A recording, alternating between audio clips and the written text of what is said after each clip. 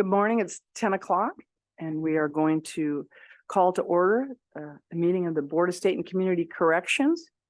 Today we're in two locations. One is here in the Palm Springs Training Room at 200 South Civic Drive, thanks to the hospitality of Chief Mills on our board.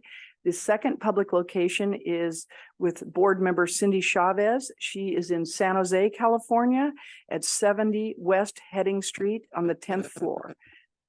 Anyone who would like to join the meeting at either of those locations, you're welcome to do so. And we are going to start with some good news today. We started this without you, the rest of the board. We're going to restart now, and we're going to introduce two new members of the board that have been appointed by the governor. First, I would like to begin with Jason Johnson of Redlands, and he has been a regional parole administrator since 2023.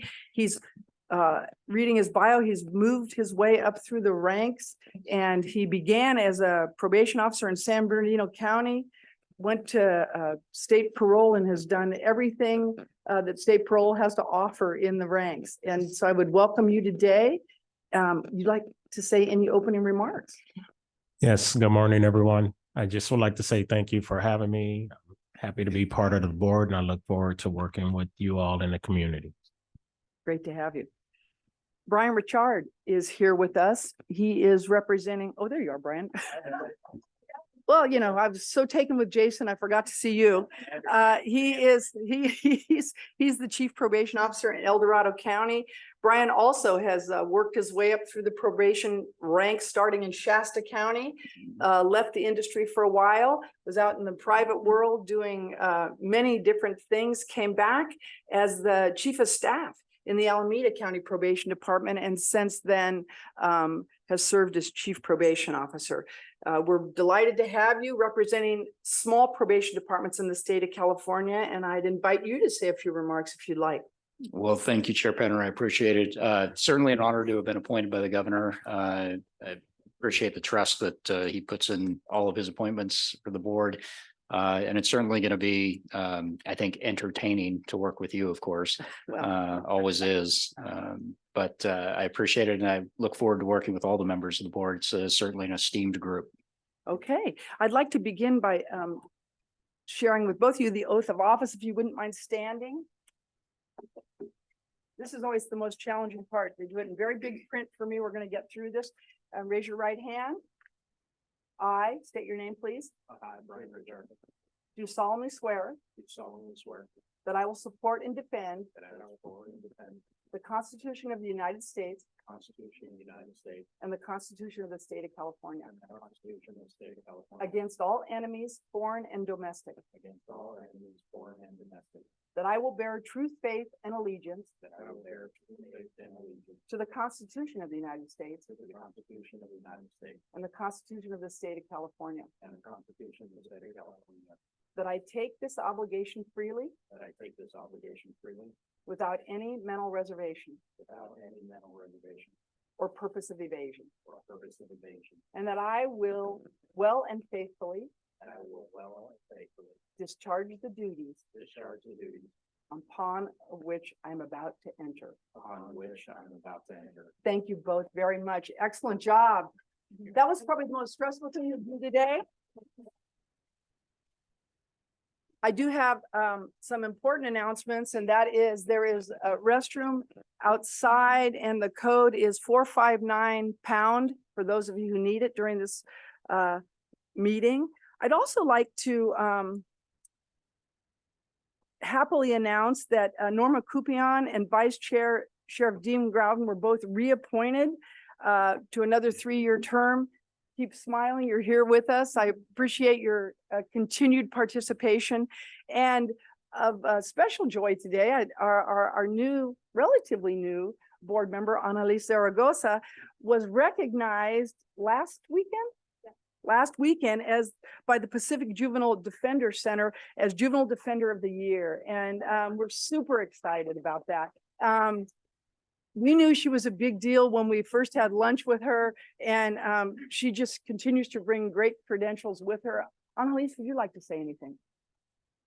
you. I mean, it's an incredible honor. I was honored with my counterpart, Liz Bronstein. It was a joint award, mostly for the work that we did in transitioning youth incarcerated within the Division of Juvenile Justice back to Los Angeles County, with the closure. And it's just been such an honor to be recognized. The work is difficult, and I think I get caught up in the grind of it, but to kind of look around and feel like we did some really great work in Los Angeles County, it feels good to be recognized. So thank you so much. Great. And understanding she's a busy woman, both personally and professionally, and, she's hyper interested one case at a time. And I think that really, speaks to who you are. So it's great to have you on the board. Adam, is now a good time for you to take the role? Yes. Thank you. Chair Penner, Present? Mr. McCumber. Here. Mr. Johnson, Present. Mr. Grady, Here. Mr. Dykes. Here. Ms. Chavez. Is she on? I haven't seen her on camera. Here. There you are. There she- We had your video earlier. Let's see if we can get that back. We do hear you, Supervisor. I'm here.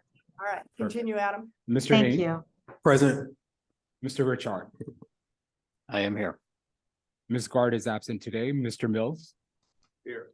Mr. Budnick is absent today. Ms. Zaragoza. Present. Ms. Kumpion. Here. Madam Chair, we have a quorum. Thank you very much, Adam. There's a myriad of instructions that go along with these meetings to our new board members. I'll do a few of them. Adam does the bulk of them. I'd just like to remind you as we begin to engage your microphones if you have something to say, and disengage when you're not speaking, because they pick up everything, including any paper you move, the buzzing of your phone. So we'd like to avoid doing that if we can. Adam, you want to go forward with instructions? Yes, Madam Chair. Thank you, Madam Chair. Good morning, everyone. We are meeting both in person and virtually, and we will support public participation during this meeting through the Zoom webinar platform. Board members, for those participating remotely, if you wish to make a comment, please use the raised hand feature on Zoom or physically raise your hand so we could see you. Members in the room, please remember to state your name before making a comment so that those participating remotely may know who is speaking.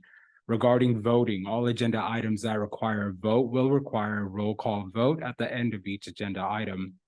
Board members in the room, please remember to turn off your microphones when you are not speaking, and please remember to speak into your microphone so that all on Zoom may hear you. Members of the public, we will give the members of the public the opportunity to comment after the presentation of each agenda item and prior to the board voting on an item. Agenda item 5 is the opportunity for any member of the public to comment on any agenda items or other comments in general. We will call the members on Zoom first, then members in San Jose, then members here in Palm Springs. You will have 2 minutes for your comment. Members of the public will not have the ability to unmute yourselves during discussion until the chair opens it up for public comment. You must raise your hand on Zoom or send a request through public comment at bscc.ca.gov. This is also available on our website. If you are calling by phone, dial *9 to raise your hand. Dial *6 to unmute yourself. I will call on those who have raised their hands and ask you to unmute yourself. If you raise your hand after we close the queue, your name will be placed in agenda item 5 for final public comment. Your hands will be lowered as soon as I call your name. Public participants in the room, please complete a comment card by the door and provide it to me during the meeting. As always, we thank you for your patience. Madam Chair, that concludes my instructions. Thank you, thank you. And I noticed people in the room, those are the comment cards that are back there. And if you have a specific agenda item you want to address, fill it out. And then when we get to that agenda item, we'll call your name. So we're going to begin with the meeting. There's a lot on this agenda today. I'm going to start with just a brief couple of statements from the chair's report, and I think they are good news items. I visited and saw a Tri-County Juvenile Rehabilitation Facility in Yuba County open last month, and the kind of treatment and rehabilitation that this brick and mortar facility lended itself to was really refreshing to see. Places where young people can receive the appropriate education and treatment in a facility that was humane. And it's a collaboration between Colusa, Sutter, and Yuba. And I think that's encouraging also, that rather than each one of those small counties having a facility that may not be able to lend its efforts singularly, when they combine their efforts, I think we have better treatment and rehab for young people. So it was super encouraging to be there. I went to San Joaquin County. They had a 1022 project that was a 256 bed career technology education program facility that they were breaking ground on. And yet again, a humane place where we can extend efforts to rehabilitate people in custody rather than simply incarcerate. So uplifting again. The probation chiefs in a call that we had reported use of their probation grant funds to do mobile services out in communities. One thing we know for sure, California is an extremely large state, and demanding that probationers come into jurisdictions that can be, you know, upwards of 90 or 100 miles away through traffic, through one thing and the other, is, you know, just often an unfair ask for people that can't afford the gas money to get wherever they need to be. These mobile probation units go out to those communities and provide services out there. And while we wish we didn't have the need for those sorts of things, being able to do outreach like that, making life better for probationers is a good use of money for the state of California. I'm going to now defer to Executive Director Howard to give us the report. We'd like to make fun of her at this juncture because, you know, she can go on a little, you know, long, but always fascinating. And I am famous for talking fast, but It's good. I don't want to overdo that today. Is the mic okay, gentlemen? Okay. Thank you very much, Madam Chair. Good morning, board members and members of the public who are here. I'm Katie Howard, the Executive Director here at the BSCC. I want to start by adding my thanks to Chief Andy Mills for hosting us here in Palm Springs. We have long had a great deal of community participation in BSCC meetings from Riverside County, generally the Inland Empire. So Chair Penner has really been interested in, now that we can travel again, going to different parts of the state and really facilitating the important interaction that we have with the board and the community. So thank you very much, Chief Mills. We appreciate it. We sent an email to the board earlier in the week, but I wanted to also publicly thank and congratulate Colleen Curtin, who's a member of our team, has been with the BSCC for almost 10 years and has recently accepted an appointment as the Deputy Director in our Corrections Planning and Grants Program Division. Grants for short. Colleen is a really skillful leader and problem solver. Our work on grants is tremendously important. I'll be talking about that in a different context in just a few minutes. And she succeeds Ricardo Goodridge, who was also terrific and really has helped us to slow things down a little bit and look at our procedures with grants management. And I'm very, very excited about some improvements to come. I wanted to start on the official new ED report to bring up the issue of opioids in local detention facilities, which is something we talked about at the last meeting in the context of the inspections update. And one of the things that came up in the conversation was how we can get some more information about what local detention facilities are doing in response to opioid use inside the jails, where we hear tragic reports of people dying in custody. We'll talk about that more a little bit later too. And the issue of opioids continues to be a topic of huge focus in detention facilities and in the community at large. And so certainly issues of fentanyl getting into facilities is an issue of huge concern, and how facilities are responding when that happens. We've talked with Sheriff Dykus and Sheriff Groudon and have come up with a plan that I just wanted to highlight briefly, that we want to ask, we're planning to put out a one-time survey of all of the jails and juvenile detention facilities across the state about how facilities are responding to overdoses when they occur in the jail. It's difficult to get information immediately about, say, cause of death, but we can ask the facilities to tell us how often they're administering Narcan. So that's a starting place. We want to see who has access in the facility. Is it custody staff? Is it medical staff? Is it both? We want to hear how often these are being administered. It was really interesting to hear anecdotally from Sheriff Dykus from a large county. There are tremendous numbers of overdose interventions that are taking place. So our research team and our FSO team are designing a survey, and we will keep the board updated. We intend to put that out in the field in the next couple of months. Sheriffs, anything you'd like to add? No, Katie, just that there is a lot of work being done. I don't think the public realizes. And I think bringing forward a number of things that are going on in our custody facilities will certainly educate folks on deaths and a number of things that are occurring right now, where it seems like when you just look at newspapers, things are reported, it seems like incidences of occurrence are going up.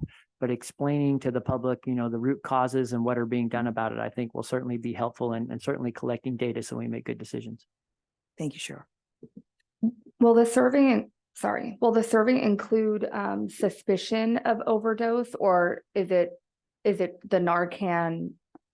Is that like the way that you're gathering? Yeah, the primary focus, and we haven't completed the survey design, but I think the primary focus will be what are facilities doing to intervene with Narcan in suspected overdoses. And if you have suggestions about questions that we might include, please refer those to Allison Ganter, and we'd be happy to consider those. Great.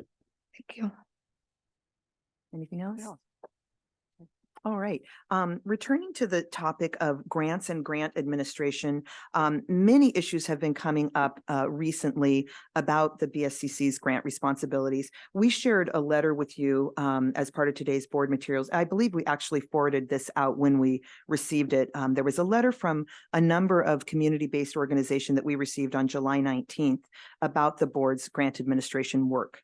And the first thing that I want to say is that we agree that there are some really important points brought up in this letter about some issues in grants administration that I would only offer by way of explanation, that the workload in our grants division has pretty much quadrupled in the recent years. We are working as quickly as possible to hire staff on. Our team works incredibly hard. And again, like I said, we agree that in some cases, the timeframe for the payment of invoices and some sort of back and forth between our office and grantees on the kind of documentation that's required has taken longer than anybody would like.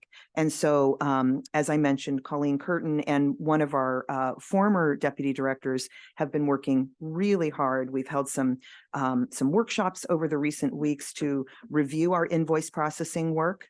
We want to hear suggestions from the community and certainly internally at the BSCC about how we can streamline and make things more efficient. And that work is very, very important.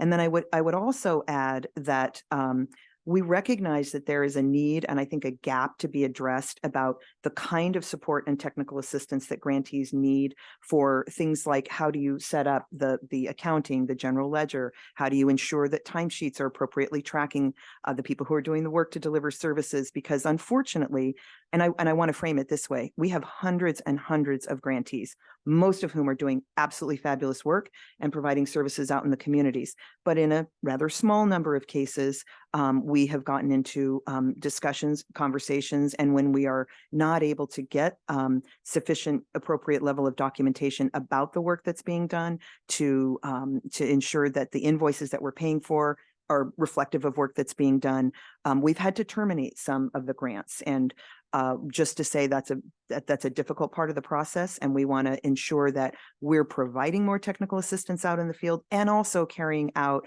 our fiduciary responsibility to ensure that grant management is is happening as efficiently as possible. There's going to be more on that. Certainly a lot of work going on internally, and we'll continue to keep the board updated on that. I then want to turn to a significant piece of legislation that's moving through. Adam will do his legislative report shortly, but we talked about Senate Bill 519 at the last meeting, and that bill is authored by the Senate President Pro Tem Tony Atkins from San Diego.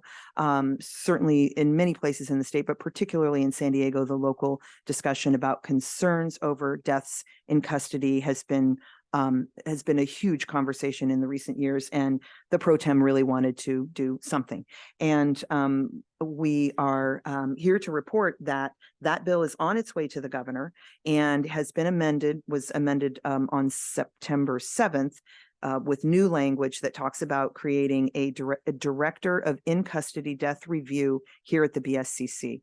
The director will be appointed by the governor and subject to Senate confirmation. And the way it is outlined in the bill is that the director will not be required to do a separate investigation of an in-custody death. Rather, they begin by reviewing the investigation that the local facility is already required to complete. If the director believes that more information is needed in a particular case, the director would seek permission from the board to conduct further review of a death incident.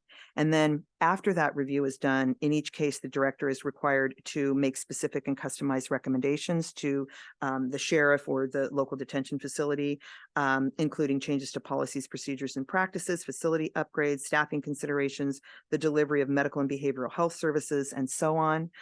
Within 90 days of receipt of the director's recommendation, the sheriff or jail administrator will then identify which recommendations they'll be implementing and a timeline for those recommendations.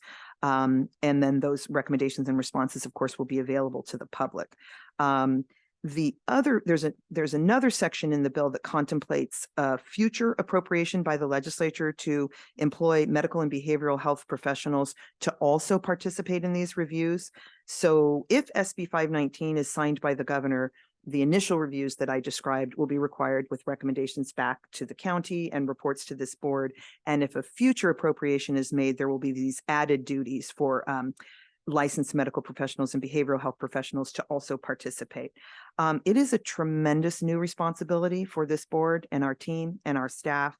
We will go through the legislative budget change proposal in the fall, legislative BCP for short. So we'll be analyzing and looking into what kind of inspector staff will we need, what kind of analytical staff, and this is going to be coming up very, very quickly. The new requirements take effect in July of next year, but with the timing of this budget change proposal, the very soonest we would get new funding is also July of next year. So there's just a lot to do and a great deal to figure out. Any questions on SB 519 or comments? Chief? Do you know how many deaths statewide there are each year in the jails? Yes, the death in custody is required by the county to be reported to the Department of Justice. I do not have those numbers right in front of me, but we can certainly follow up with you. I don't want to try to get a number off the top of my head unless Aaron already knows it. Okay.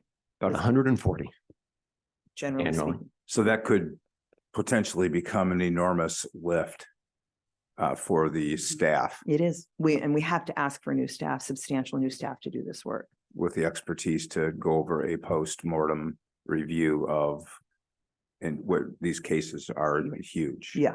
Okay. Yeah. It is really big. I agree. Yes. Any other questions? I have a question. Sure. Is that super loud or? When someone dies in custody, what recourse does the family have? Like, who should they reach out to right now? If there is questions about the way a family member died in custody, in the jails, who is that right now? Well, it certainly is the local facility. So you'll see in SB 519 that there are some reports to this board contemplated, but that's not going to be immediately upon the death in custody. And certainly, as you watch information about these cases unfold in the press, I know that is an area of immense concern a huge concern. If a family member dies in jail, of course, people want to know what happened. And there are limitations on how much the facility can share. I think I see Madam Chair ready to jump in on this. So it is the local facility, but often the local facility will be saying, this is all now being investigated. And so I certainly understand both the desire for information as quickly as possible and then some of those limitations that exist as well. Chair Penner? Yeah, I would just agree substantially with what Katie has to say. The solutions are generally local upon the death of somebody in custody. I suppose when you look at 519, then there would be a down the road public view of what our office that we're going to create would have, and that would be open to the public for consideration also. But, you know, most families want immediate conversations and immediate attention, and we certainly understand and respect that. So that would be done on a local level. And we all know that the issue then becomes that there are concerns of legal natures that stop conversations, and those are some realities that are out there. This process will be, you know, another view, but it's a long range view down the road. I don't think it will be an immediate report available. Do you think that's fair, Katie? I do. Chair Penner, anything you want to add? Okay. I have a question. You know, we're collecting data on suicides and deaths and this is probably relevant to the opioid discussion we just had. Is anyone collecting data on overdoses? Like the numbers? That's what we hope to get at least a better picture of by surveying all the facilities on Narcan as a sort of a proxy measure for overdoses in the facilities. Okay. And that will be for the 2023 year? That's what I anticipate, that we would be asking facilities to report on what has been happening since January. Does that sound right, Allison? That's okay. That's what we expect. Yeah. Okay. Yeah. Katie, I think there's some interest in the board to actually take a look at this survey before it goes out to the Be field. glad to bring it to the Thank board. you. I think Sure. that's We can do that in super helpful. November. Yeah. Because I think we I don't see have the interest level. Yeah. yet, but there's a lot of Yeah. people very interested in how it looks. So we'd try to be as open to the board as we could possibly and get input there. Did you have something? Aaron? No. Okay. Thought I saw you grab your mic. Okay. Great. Okay. Anything else on those topics? SB 519, huge new responsibilities, survey out, and we'll bring that survey in draft, I would imagine, to the November meetings. I'm sorry, Madam Chair, just one quick question. So is that going to go out to both adult facilities and juvenile facilities? Yes, it will. Okay, thank you. Yes, We don't, yes, it will go out to all the facilities. Okay, I would like to now provide an update on the work of the Juvenile Regulations Revision Executive Steering Committee, or ESC for short. The ESC, which is chaired by Chief Haynes, last met on August 31st in Sacramento. The committee made meaningful progress working toward the completion of its initial review of all of the sections of the Title 15 regulations, and there was extensive public comment in that meeting as well. The ESC still needs to review the Title 24, which is the physical plant. Sorry, I should define these terms. Title 15 pertains to operations in the facilities. Title 24 is the physical plant. At that meeting, the ESC agreed to form 4 new working groups on the following topics: education, medical and mental health, environmental health, and nutritional health. We got terrific recommendations from the ESC and people in the room about subject matter experts who could serve on those working groups. Allison Ganter and her team are working toward laying all of that work out and putting the working groups together, scheduling meetings, and then based on the input from the working groups, adding that input into the draft proposed regulation revisions. And all of that will take several more months. And once all the input has been gathered, we know we need to post the draft revisions for input for a substantial period of time. There's just been so much work that has gone into this for well more than a year, with a very extensive front-loaded public input and other kinds of input into the process. So we want to be sure everybody has ample time to review what is proposed in the regulation revisions. And we also need to incorporate the input from the Secure Youth Treatment Facilities Subcommittee. So several action steps to come. And I really want to thank Chief Kirk Haynes for his outstanding leadership as chair of this committee, and ask if you'd like to add any comment. Not much more. I just want to extend my thanks to all of the ESC for their work thus far. And I did, and also on behalf of co-chair Roberto Luca for his work, because, you know, even though he wasn't at the last meeting, behind the scenes, he's been really integral to the planning and how we're doing the work. But I did mention to the ESC at our last meeting is that you know, we want to move the work forward, and I was really happy with the at least the work that got done in that last meeting, because we did have some meaningful progress. But the longer that it takes for us to get us to that finish line, the longer it's going to take for us to get these new regulations implemented. So it's just a reality that I think we need to just be cognizant of, but of course, making sure that we do really thoughtful and good work that I know the ESC has already done. So I just want to say thank you to Allison, to the rest of the staff for a lot of the work that's happening behind the scenes as well. Thank you very much, Chief. And then the last item I want to point out in your materials at agenda item B, we have proposed calendar year 2024 meeting dates. And we are contemplating at this point 2 different non-Sacramento locations. So Adam has laid out in agenda item B the proposed 6 dates. One is noted as tentative. Oftentimes things can come up where a meeting either is or isn't needed. So we have that flexibility here. And if you have any date conflicts that you know about now, please let Adam know ASAP. We'd like to get these approved, and so that everybody can plan on them and ink them into your calendar, however you do that electronically these days. Madam Chair, that concludes my report. Happy to Thank take you. any questions. Thank you. Thank you. I have a quick question about the juvenile ESC, Sure. the working groups. Yes. Are we board members able to join the working groups mentioned? I would The think 4 so. Yeah. We can join Absolutely. I any don't of, think there's yeah. any prohibition. Just let us know where you Yeah. have some. and when are they expected to begin meeting? I think January. Yeah, likely in January. And what is the process of choosing who joins? Is it open to the public? Oh yeah, I mean, we need a variety of subject matter expertise around the table. And I believe the way we typically do this is that the executive steering committee chair with staff work together and consider, all the people who've expressed interest. And it doesn't have to go back to the ESC, but we want to have diverse groups, and we'll be working on that. Okay, great. Yeah. Thank you. And just to synthesize that just a little bit more, I think those working groups, those meetings, you'll be able to watch on Zoom. Absolutely. They'll be open, and if you're unable to actually sign on to a working group, you could certainly make comments at the end of each of those subject matters, and they're important areas. We expect that work to take 3 or 4 months. And we're working hard to keep those work groups small for efficiencies. But I think we're welcoming all comers at this point. Yes. So is there like a call out for people to submit like a letter of interest, or what is the process?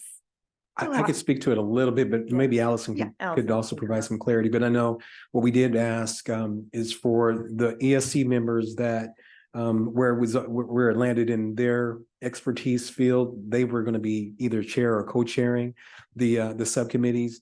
But then also we had asked whether they were part of the ESC, if they knew of subject matter experts that they could also refer to become part of the subcommittees as well. So we want to make sure that we staff them up with people who are are well knowledged of of the process. And we also wanted to get a variety, small county, medium-sized county, large county, some that input as well. But Allison, if you want to give a little bit more.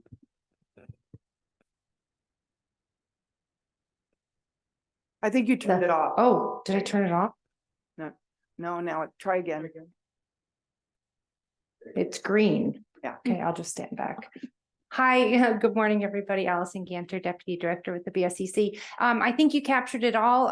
We've had some of our ESC members that have contact with some of the coalitions, and the public groups are working to do outreach as well. So we've gotten several emails and comments. We don't have anything out on our website yet, but we are looking for any and all suggestions, and then working together with our ESC chair and co-chair to put those groups together. It's really important to balance the expertise expertise on those subject matter experts, so we can have that expertise represented in the regulation revision, and also that really important component of people from the community with lived experience and people that are running the facility. So we're open to all of those participants. So you can send us an email and we'll put them on the list. Awesome. Thanks. Thank you. Katie?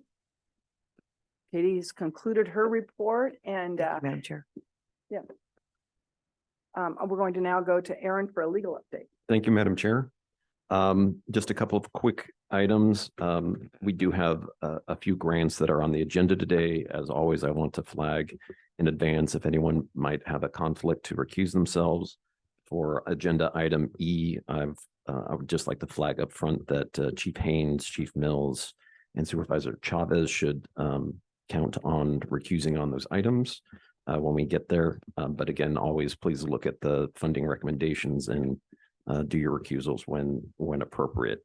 The other thing I want to mention is the letter that was received, that you have received from the Youth Law Center. We will cover those matters a little bit more in agenda items G and H. Allison will report out on the current status of Kings County.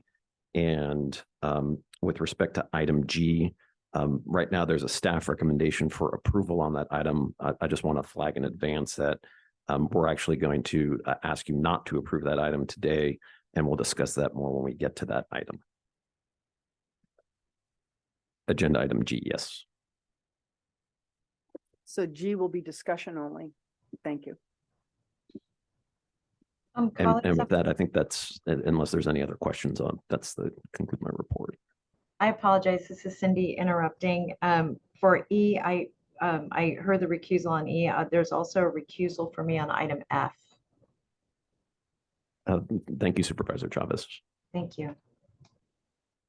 Okay, now to Adam for the ledge update, please. Thank you, Madam Chair. Today is the last day of the legislative session for this year. I've included the legislative report at info item 4 in your reading materials. As a reminder, we do not take positions on bills. We have, however, been in discussions with authors' offices and provided technical assistance on bills that impact the board. Briefly, the following bills that I'm going to discuss are on its way to the governor.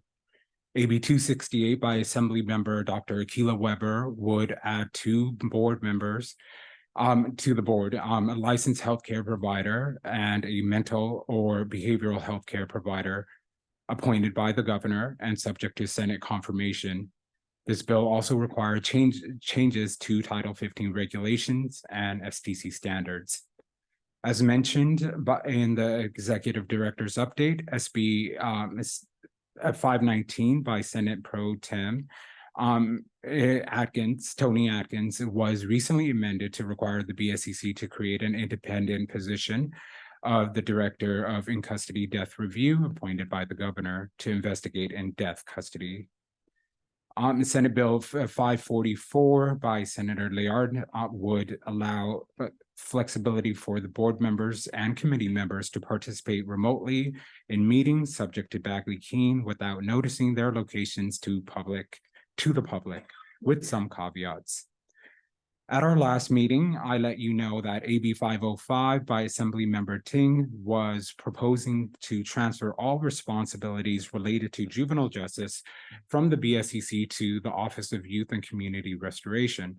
That bill has been amended and no longer includes any changes to the BSCC's juvenile justice responsibilities and authority.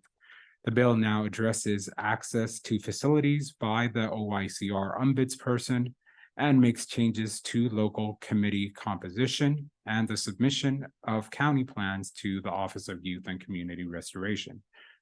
AB 280 on segregated confinement by Assembly Member Holden would require the local detention facilities to develop written procedures on segregated confinement and periodically check on individuals by medical and mental health professionals would require the BSCC to monitor for compliance. This bill is pending concurrence in the Senate. The governor has until October 14 to sign or veto any bills. Madam Chair, this concludes my legislative update. I'm happy to take any Thank you, questions. Adam. Did I hear that the bill 280 has been tabled by the Yeah. Senate? That was at least reported in the news. Yeah, so, okay, so press reported that. We haven't seen any. Yeah. Okay, thank you. Lots of information in just these report outs. Any comments, questions by board members? Seeing none, I'd like to move now to public comment on any of the items that we have covered thus far in the meeting. Adam? Right now on Zoom, I have 7 members of the public on Zoom. Okay, do we have anybody in the room? In the room, I don't have any for the information items. And I don't have anyone in San Jose. Is that correct, Supervisor Chavez? That is correct. Didn't understand if you could put in one for that. Oh, okay. Anyone here in the room would be welcome. I believe, Yeah. Mr. Von Cleveland had wanted to make a comment in the room. Yeah, and I think we can, We can. we understand you didn't understand, so you can comment in the room after our first speaker. Yeah. Mhm.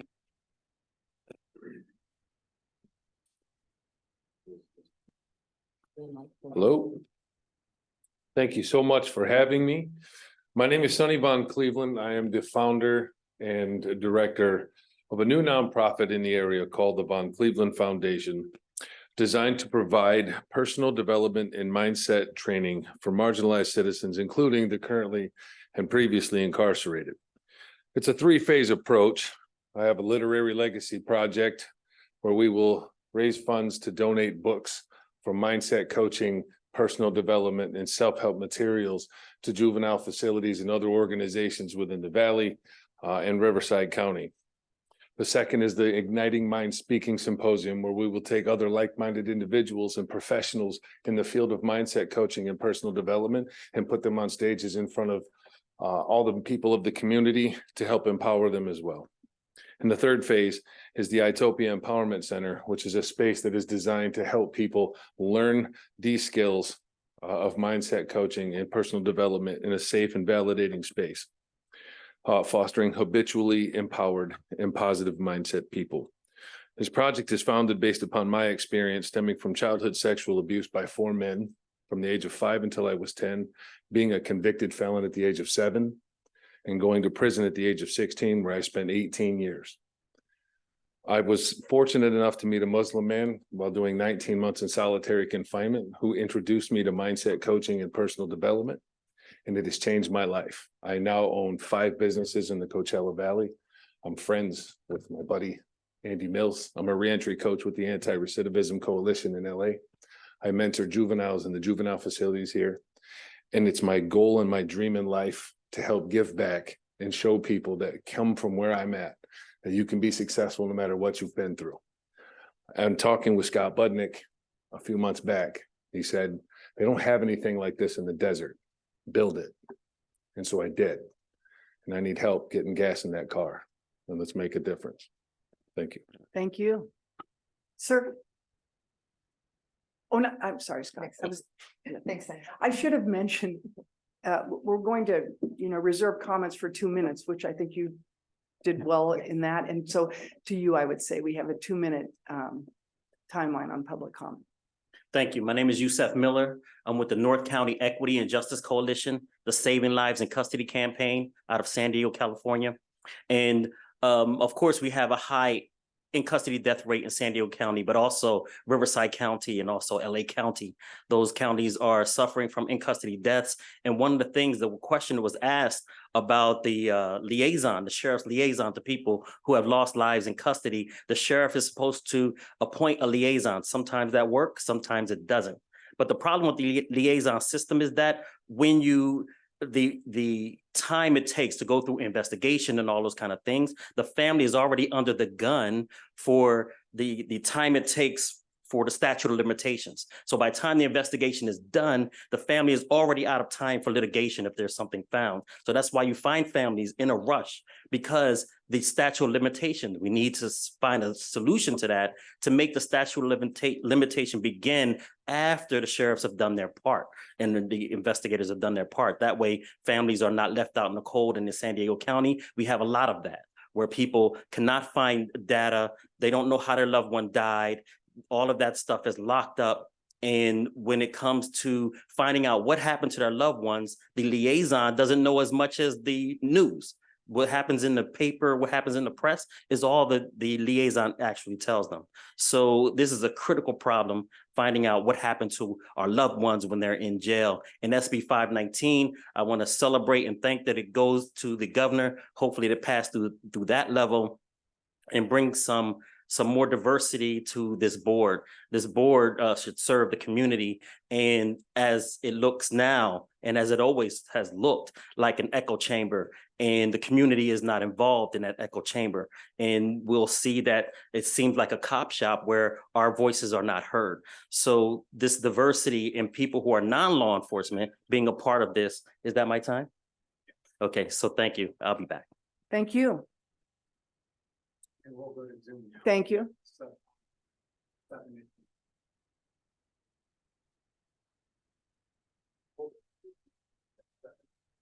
Okay, and then can we,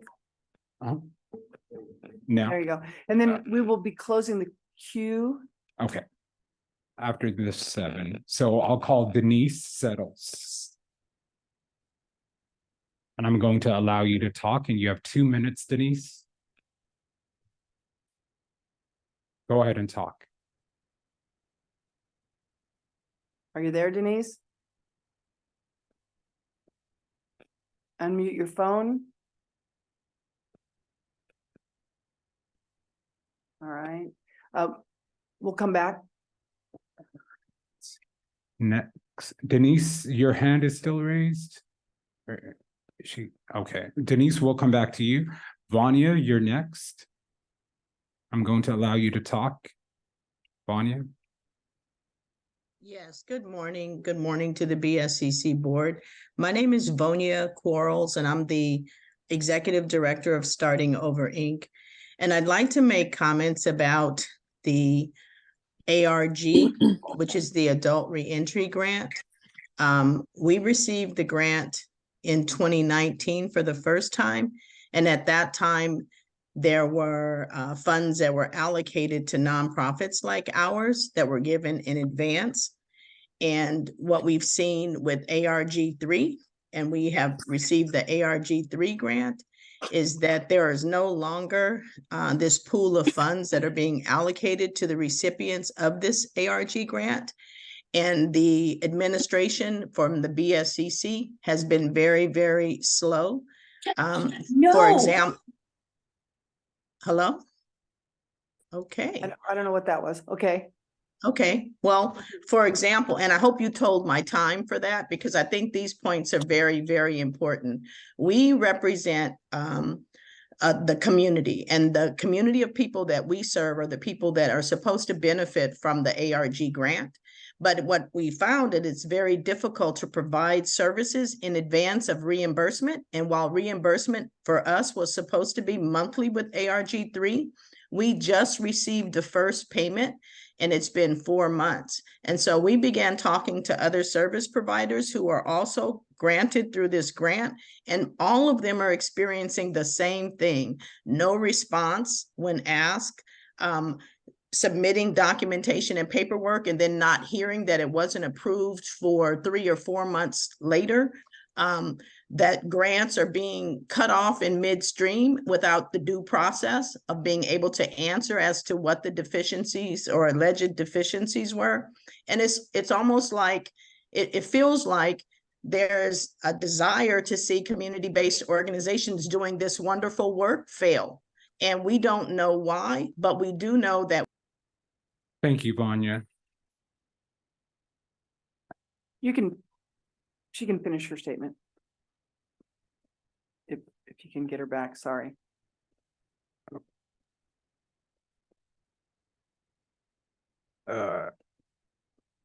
Okay. Vanya, the chair has allowed you to finish your statement. Please go ahead and talk.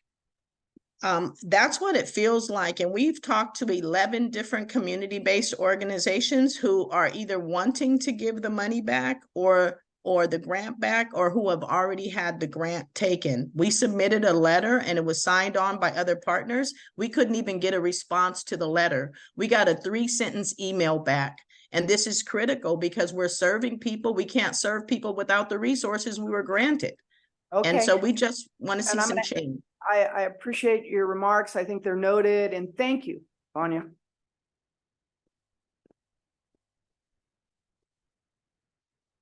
And now we'll move to Leslie Crawford. Leslie, I'm going to allow you to talk and you have 2 minutes. Yes, thank you for the opportunity. I would like to be there with Yusuf Miller, North County Equity and Justice, but I'm very excited and hopeful that 519 and 268 will in fact be signed. All of our deaths in San Diego County in the jails have been due to mental health or physical health. Personnel that couldn't recognize symptoms of addiction or mental health or physical health, and that's why they died. And well, my son died because they weren't looking, but that we won't go into that. And it's really important to have medical professionals on the BSCC. No disregard to criminal investigative people, but you're going to protect yourself. And that's what happens in San Diego. They put up a wall. The liaison is just a person to keep you from contacting anyone else with the sheriff's department. So it is totally useless. And yes, it's horrible to go for years without any information of what happened to your loved one. And they're doing it to protect themselves because in San Diego County, the sheriff's department or the medical people employed by them have been at fault. I appreciate the time. And then again, I hope you welcome, when you get them, hopefully, to medical and mental health professionals to your board. Thank you. Thank you.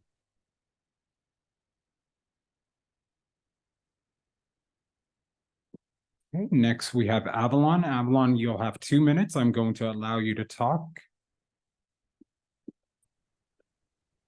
Good morning, everybody. This is Avalon Edwards. I'm also with Starting Over Inc. And I just like to reiterate that it is one of the BSCC's primary responsibilities to disperse grant funding to organizations doing critical reentry work on the ground across the state. And trust between the BSCC and community-based organizations has been shattered because staff have failed to send timely reimbursements, communicate clearly with community partners, and provide we're talking about hundreds of thousands of promised dollars to organizations that are doing the crucial work in our communities that makes reentry and successful reentry possible. This is just a note from one of our administrative staff members who's had trouble communicating with the BSCC. She says, I'm constantly watching my phone, even after work hours, because I always need to respond right away whenever I hear from them in regards to an invoice. What I've noticed is that even when I respond in a timely manner, it can still take them up to a month before I receive a response from them. Meanwhile, invoices are not being processed. We have yet to receive a payment from them, and our contract started in February. And the impact of not having these invoices paid directly affects our operations, right? We're talking about money being withheld and us cutting into our operational costs because the BSCC has not been a good faith partner. This is not normal behavior for grant disbursements. This is not how our other grantors and funders interact with us as an organization. And this is true for many, many other nonprofits and community-based organizations that are BSCC grantees. The fact of these the scale of these grant issues and bureaucratic issues and communication issues across organizations across the state begs the question for me of whether law enforcement agencies that are receiving grant funding from the BSCC are facing any of the same reporting barriers that we are. Are law enforcement agencies having funding revoked or withheld in the way that our community-based organizations are? I mean, this is a major responsibility of this agency, and for organizations to have zero contact with BSCC. Thank you, Avalon. Next, Next, we have Nancy Juarez. Nancy, you have 2 minutes. I'm going to allow you to talk.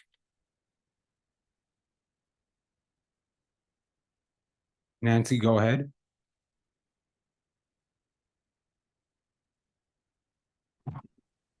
Good afternoon, Nancy Juarez with the Center on Juvenile and Criminal Justice. The BSCC has acknowledged the work of community-based organizations as a critical role in keeping their community safe. This is proven by the funding allocation of California Violence Intervention and Prevention Funds, Prop 47 funds, Prop 64, Youth Reinvestment Grant, and more. Community-based orgs from across California were selected through an extensive RFP and executive steering committee process. They were chosen because they were determined as the experts best fit to provide safety in their community. Yet many of them have not received the money they've been promised to complete this critical work. In the case of Bonafide Sisterhood, they were dropped from the City of Antioch's Cal VIP funding proposal. This is extremely problematic because the Executive Steering Committee graded the City of Antioch's proposal higher for partnering with the CBO. How is the BSCC holding these grantees accountable so that they are not tokenizing the work of community only to cut them off from promised funding once they were awarded the grant? We heard from Katie Howard that some grantees have to be cut off from funding if they're not complying with requirements. In the case of Santa Cruz Barrios Unidos, they tried numerous times to get in touch with BSCC staff when their accountant passed away. A BSCC staff member came to the office and reviewed some documents, but never provided a write-up about any issues in need of action or correction. Barrios Unidos should have received a formal written CMVR with a summary of the areas that they have to comply in with compliance status. And this is according to BSCC's admin grant guide. But every that they plan to terminate Barrios Unidos grant at the end of 2022.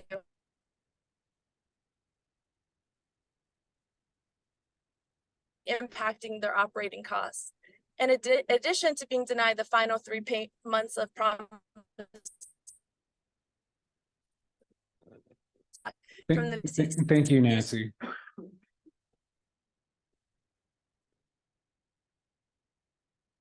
And next we have Ken Weeks. Ken, I'm going to allow you to talk. You all have 2 minutes. Go ahead and talk. Great, thank you very much. I agree with the previous discussions on the payment of our invoices. I'm going to break it down very simply.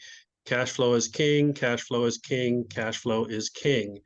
So if you're running a group, you're running a business, you understand this. I cannot address the BSCC's difficulty with their staffing, nor can I address your difficulty with your accounting procedures, but I could suggest, I hope you listen to this, that if we've previously had a grant with you, we previously have had not any audit exceptions, couldn't you just pay our invoices when they come in and then we could review them later?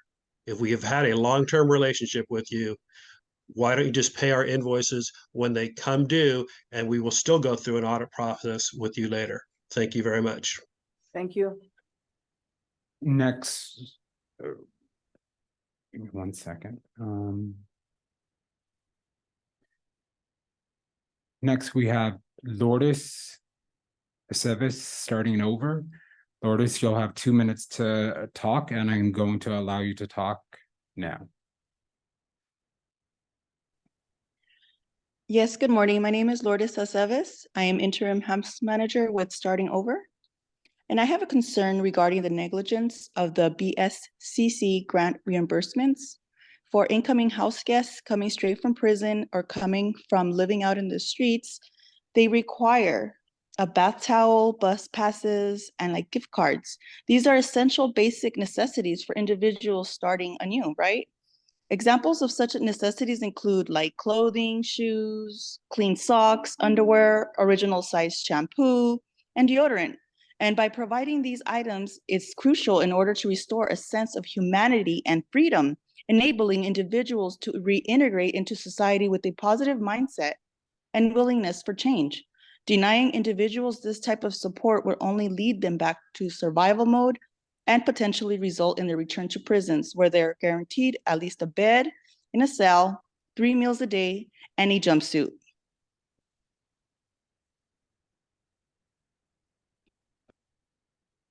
Thank you. Thank you.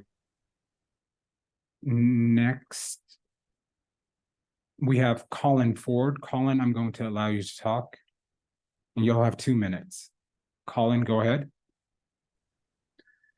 Good morning, Colin Ford, Policy Associate with Fresh Lifelines for Youth, or FLY. I'd like to share some feedback from FLY's finance team regarding challenges we've faced with grants administered by the BSCC.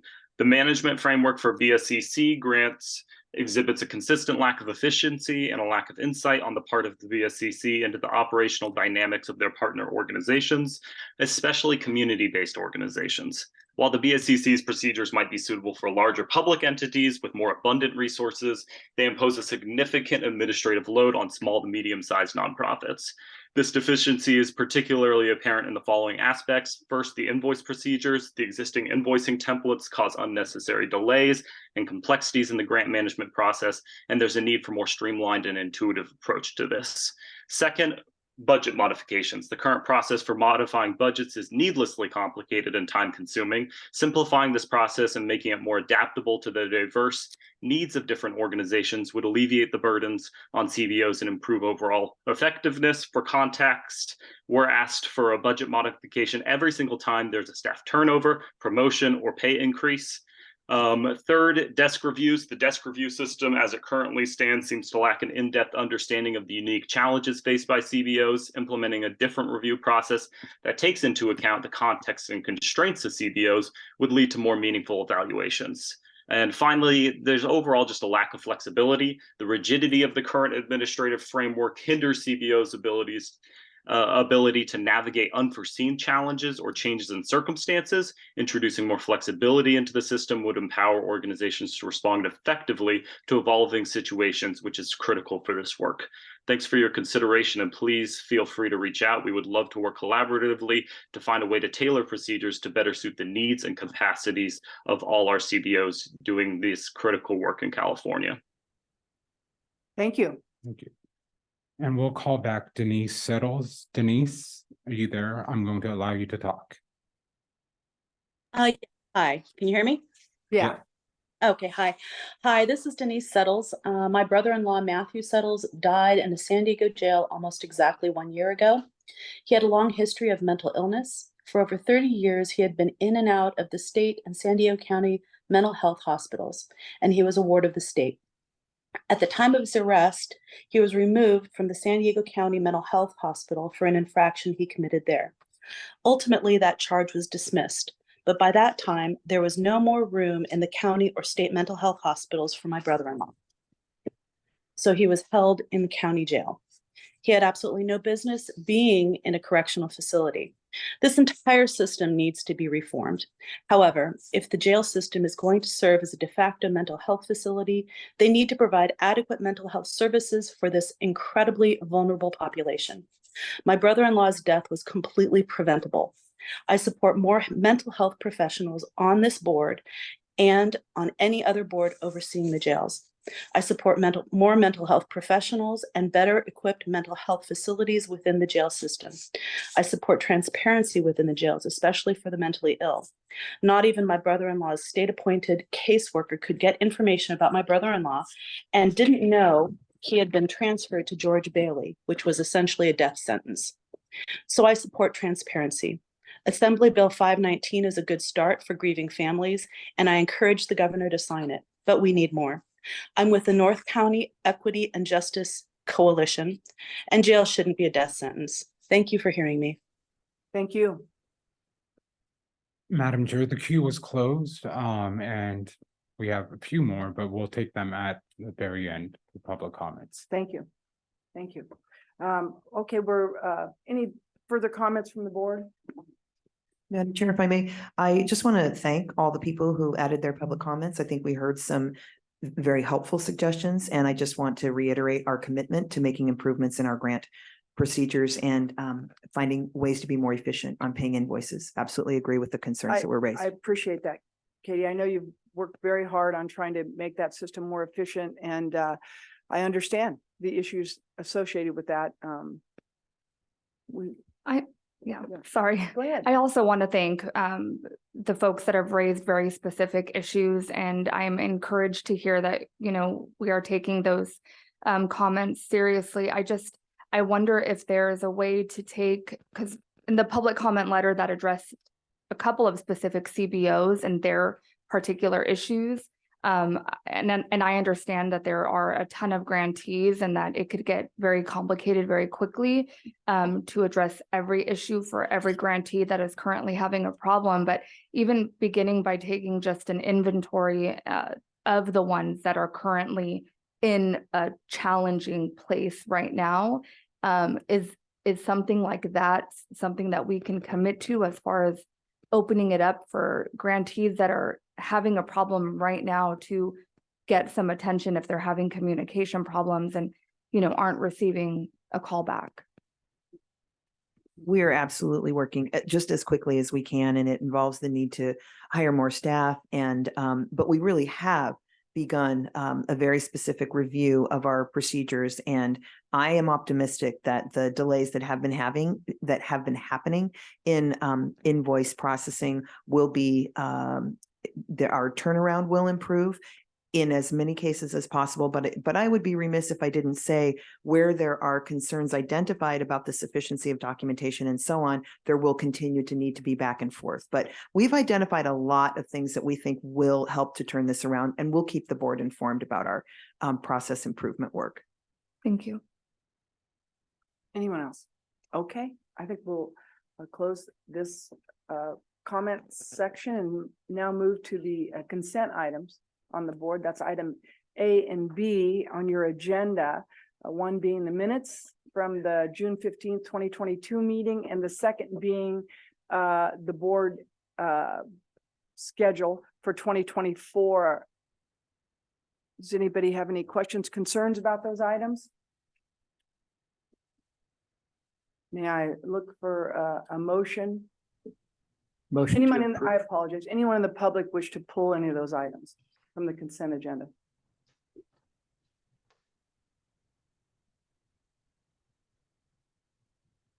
My name is Erin Palacios and I'm with the Youth Law Center. Looking at the schedule for next year's board meeting, I note that they're about every 2 months. And I think that's been an ongoing problem for oversight and for investigation and for noncompliance, that the board does not meet a sufficient number of times each year to deal with things timely. So as you look at that, I would highly encourage you to consider whether you need to add some more meetings to that schedule so that we don't end up in this space where there is a pending noncompliance or a pending unsuitability finding that needs to be made, or one has to be made without the board even knowing it's happening, which could happen quite easily given the complications that are there. I think the board meeting more often and being able to ask more questions about the process and what's going on is highly important. Okay, thank you. I would ask if the schedule as proposed be adopted, and the concerns raised, you know, we can consider down the road. But at this point, I'm looking for adoption of item A and B. Do I have a motion? Madam Chair, motion to approve. Second? Madam Chair, I'll second. I have a motion and a second. Adam? Chair Penner, Aye. Mr. Bookhopper, Aye. Mr. Johnson, Aye. Mr. Grouden, Aye. Mr. Dykes, Aye. Ms. Chavez, Yes. Mr. Haynes. Aye. Mr. Richard, Aye. Mr. Mills, Aye. Ms. Zaragoza, Aye. Ms. Kumpion. Aye. Madam Chair, the motion carries for consent items A and B. Thank you. We're moving now to discussion items. Item C on our agenda will be presented by newly appointed Deputy Director Colleen Curtin. Congratulations, good to have you. Now get on it. Thank you, I think. Good morning, Madam Chair and board members. I'm Colleen Curtin, Deputy Director of the Corrections Planning and Grant Programs Division. I'm here to present Agenda Item C, requesting approval of one tribal grant award under the Title II Federal Grant Program. The U.S. Office of Juvenile Justice and Delinquency Prevention, or OJJDP, administers the Title II program by awarding grants to states to support juvenile justice improvement. The BSCC is a designated state agency that receives and administers California's Title II award. BSCC must competitively award most of these funds to units of local government, nonprofit organizations, and local private agencies. OJJDP requires that all states receiving Title II awards establish a state advisory group in order to advise on the direction of program activities. In California, this is the governor-appointed State Advisory Committee on Juvenile Justice and Delinquency Prevention. This group serves as the standing executive steering committee for Title II, and every 3 years develops a state plan and corresponding request for proposals, or RFP. The last Title II RFP, released in June of 2022, contained a funding set aside for California tribal applicants. BSCC, however, did not receive any applications for the set aside tribal funding. As a result, a separate tribal-specific RFP was approved by the board and released last April. Applicants could apply for up to $350,000 annually for a 3-year period. In response to this RFP, BSCC received 2 proposals. The ESC scored and ranked these 2 proposals, and the highest ranked applicant, Coyote Valley Band of Pomo Indians, is recommended for funding today. The Coyote Valley Band of Pomo Indians applied under the program purpose area of diversion. The tribe will implement a youth chronic absentee diversion program to fund a youth counselor and student academic advocate. These positions will offer after-school homework club, tutoring services, and referrals to other supportive services as needed. A full project summary is included in the body of the board report. Please note that California Welfare and Institutions Code provides that the board shall not award juvenile grants without the concurrence of the Office of Youth and Community Restoration. Attachment C3 contains this letter of concurrence. In conclusion, staff recommends the board approve funding the Coyote Valley Band of Pomo Indians for a 3-year grant as recommended by the Title II ESC. Staff also recommends the board authorize staff to make an award to the other qualified applicant if this applicant is unable to accept the award or relinquishes the award, or if staff determine the recommended awardee is ineligible or becomes ineligible during the grant cycle. This concludes my report. Thank you. Are there any questions? Any questions from the board? Seeing none, any questions, comments from members of the public in the room? Seeing none, any questions or comments from San Jose location? None. There are none. Thank you. Thank you. And Adam, questions or comments on Zoom virtually? For agenda item C, we do not have any public comments. Thank you. I now look for a motion and a second to adopt recommendations as presented. Dean Groton, I'll make the motion. Thank you. Second, Madam Chair. I have a motion and a second. Adam, please. Chair Penner, Aye. Mr. McCumber, Aye. Mr. Johnson, Aye. Mr. Groudon, Aye. Mr. Dykes, Aye. Ms. Chavez, Yes. Mr. Haynes, Aye. Mr. Richard, Aye. Mr. Mills, Yes. Ms. Zaragoza, Aye. Ms. Kumpion. Aye. Madam Chair, the motion carries for agenda item C. Thank you. Madam Moving- Chair, Yes. may I just add a note? Wanted to remind the board and for the benefit of our new board members, the Title II federal grant is something the BSCC has been responsible for administering for a long time, more than 10 years. And I know you were on that committee some time ago.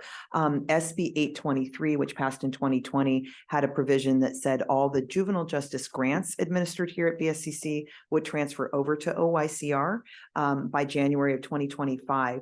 So I just wanted to note, this will be the last time we'll be approving Title II grants here. And we've been working collaboratively on that transfer with OYCR, which will occur as part of next year's budget. So Yeah, just a that's- note. It's a good point. Thank you. Still here, newly appointed Deputy Director Colleen Curtin. Item D. Here to, good morning, board members. Item D requests approval of 3 grant awards under the Missing and Murdered Indigenous People, or MMIP grant program. The MMIP grant program was established in the State Budget Act of 2022, awarding funds to the BSCC to establish a competitive grant program available to California's federally recognized tribes. Grant funds can support a wide range of activities, including but not limited to culturally based outreach and awareness campaigns, mental health and substance use disorder treatment, family reunification, community healing activities, activities to prevent human trafficking, supportive services for the families of missing and murdered Indigenous people, and collaboration between local law enforcement and tribal police to include funded partnerships. In July 2022, the board approved the establishment of an executive steering committee, or ESC, to be chaired by board member Norma Kumpian.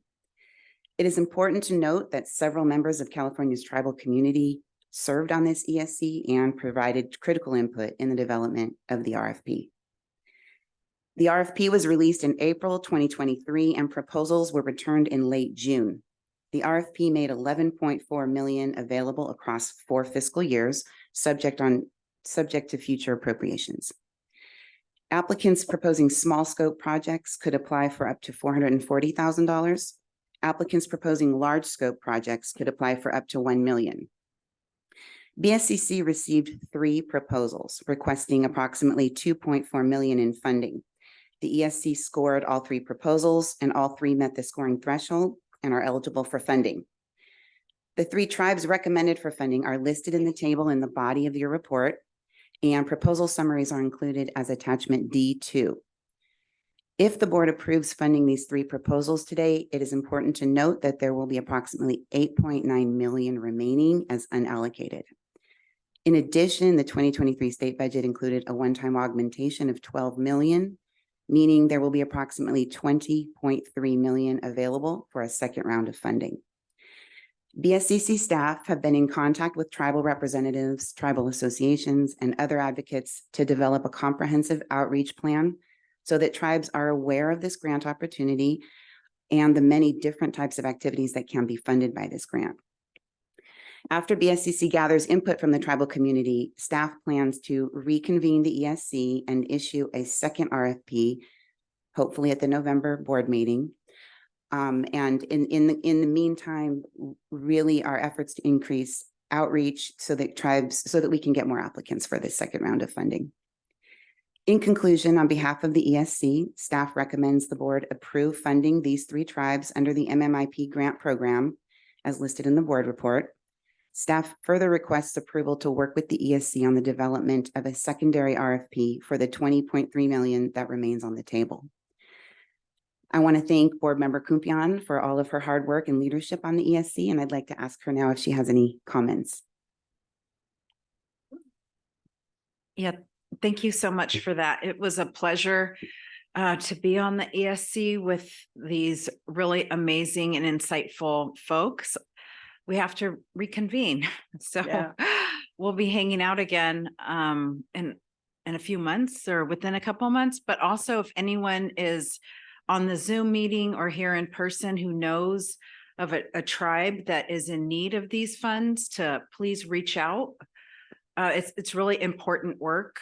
The statistics for especially women who are missing is really shocking. So if there's any tribes out there that need this support, please reach out.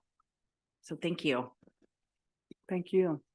Important point by everybody that we have more money. The need is out there. We're going to have to market better. I think, Norma, I have an outing plan for you and I at the end of this month you don't know about yet. That's what I want to hear. That's right. That's right. We're going to go to the tribes and make some presentations and hopefully gather some more applicants. Appreciate all the hard work of everybody and the research team, Pauline, Casey, and crew. I'd now ask the board if there are any further comments or questions on this agenda item. Madam Chair, just a comment. Colleen, thank you and your staff for doing this. I know a number of the sheriffs are highly involved with their tribes and are creating positive relationships and knocking down barriers when you're talking about culture and you're certainly talking about sovereignty. really understanding who has the authority to do these types of investigations and how culture plays into that is something very big. And as the chair mentioned, at the end of this month, a number of us have already participated up in the northern portion of the state and are now participating at the end of this month in the southern portion of the state that have those resources available. And it's certainly my hope that at least from the sheriffs in this state, we will point more of our tribes to this grant source. And I think this is something that's actually really working well and recognizing and identifying victims and providing the service that I think the Native American citizens certainly deserve. And it's been overlooked, and it's the problems that are a lot more complex. But now that we're all at the table, I think we're knocking down barriers, and this grant allows us to do that. So thank you and your staff for your efforts. Thank you, Sheriff. Madam Chair, I Yes. just wanted to just echo what Sheriff mentioned, and also just for the work from Ms. Kumpian and how important this work is in establishing trust amongst the tribes. I think is huge, and any work that we can do to try to bridge that, just to make sure that we can make sure that we utilize the funds to the best that we certainly can with working together with them. So I just wanted to just echo how important the work is and the funding and how we can make sure that it gets to the places where it's needed. Thank you. Oh, I wanted to thank Michael Lee and Eddie also for all their work. So thank you.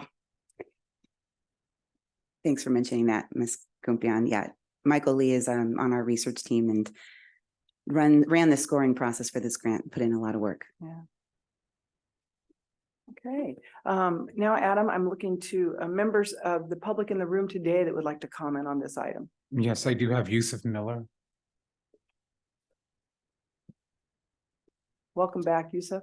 Thank you. My name is Yusuf Miller with the North County Equity and Justice Coalition, Saving Lives in Custody campaign. And as the founder of Mosques Against Trafficking, I want to support and double down on these grants for all throughout the state, but especially for us not to forget San Diego County. San Diego County has a high concentration of tribes in the area, and I think in the state, maybe even in the nation. And we want to make sure that it gets in every corner, that everyone knows about these grants. San Diego County needs that outreach that we were speaking about. And while we're doing that, as I'm celebrating this grant, I just want to raise the knowledge that there are missing and murdered African people of African descent here in this nation. I hope we give some attention to that. I do not wish to make them one project. The missing and murdered Indigenous women need their own project, and missing and murdered Indigenous people need their own project. But let's not forget the missing and murdered people of African descent, African Americans. Thank you. Adam, from San Jose, do we have any public comment? Supervisor Chavez. None here. Thank you. And on Zoom, Adam. There are no public comments for agenda item D. Thank you. Thank you. Looking now for a motion and a second to adopt the recommendations by staff. Madam Chair, I'd like to make the motion. Thank you. Second. Now second. Thank you. Adam, please take the roll. Chair Penner, Aye. Mr. McCumber. Aye. Mr. Johnson. Aye. Mr. Groudon. Aye. Mr. Dykes. Aye. Ms. Chavez. Yes. Mr. Haynes. Aye. Mr. Richard. Aye. Mr. Mills. Aye. Ms. Zaragoza. Aye. Ms. Kumpion. Aye. Madam Chair, the motion carries for agenda item D. Thank you. Moving now to item E, organized retail theft prevention funding recommendations. Good morning, Helene. Good I morning. will be stepping away also. Thank you. Oh, that's right. Recusals are already making their way out of the room. Do we want to state those for the record? Sure, Madam Council? Chair. Yes, for the record, Supervisor Chavez, Chief Mills, and Chief Haynes have recused themselves and have removed themselves from the proceedings. Thank you. We good? We're good. Okay. Good morning, Madam Chair and board members. My name is Helene Zentner, and I'm a field representative with the Corrections Planning and Grant Program Division, and I am presenting agenda item E. This agenda item requests board approval of the Organized Retail Theft, or ORT, Prevention Grant Awards as recommended by the scoring panel, convened for the purpose of reading and rating the proposals submitted for funding. And I'd like to take this opportunity to thank those individuals who served on this panel. Thefts concerning retail establishments, motor vehicle and motor vehicle accessories, and cargo have been a continued focus of the governor, and these funds provide funding to assist law enforcement agencies in combating the ongoing trend of organized thefts. Through Senate Bill 154, Attachment 4 in your packet, just over $242 million in funding was made available to California City Police Departments, Sheriff Departments, and probation departments to support these agencies in preventing and responding to organized theft. A competitive request for proposals, or RFP, was released on April 14th, 2023. That is attachment 5 in your packet for a 3-year grant cycle. Applicants could apply for an amount based on the size of their scope of work. $6.1 million for a medium scope project and up to $15.6 million for a large scope project. ORT prevention proposals were due on July 7th, 2023. The BSCC received 114 proposals, and after a review of the applications for RFP compliance, 87 proposals went to the scoring panel for rating. The culmination of their work will be on a slide. It doesn't fall down.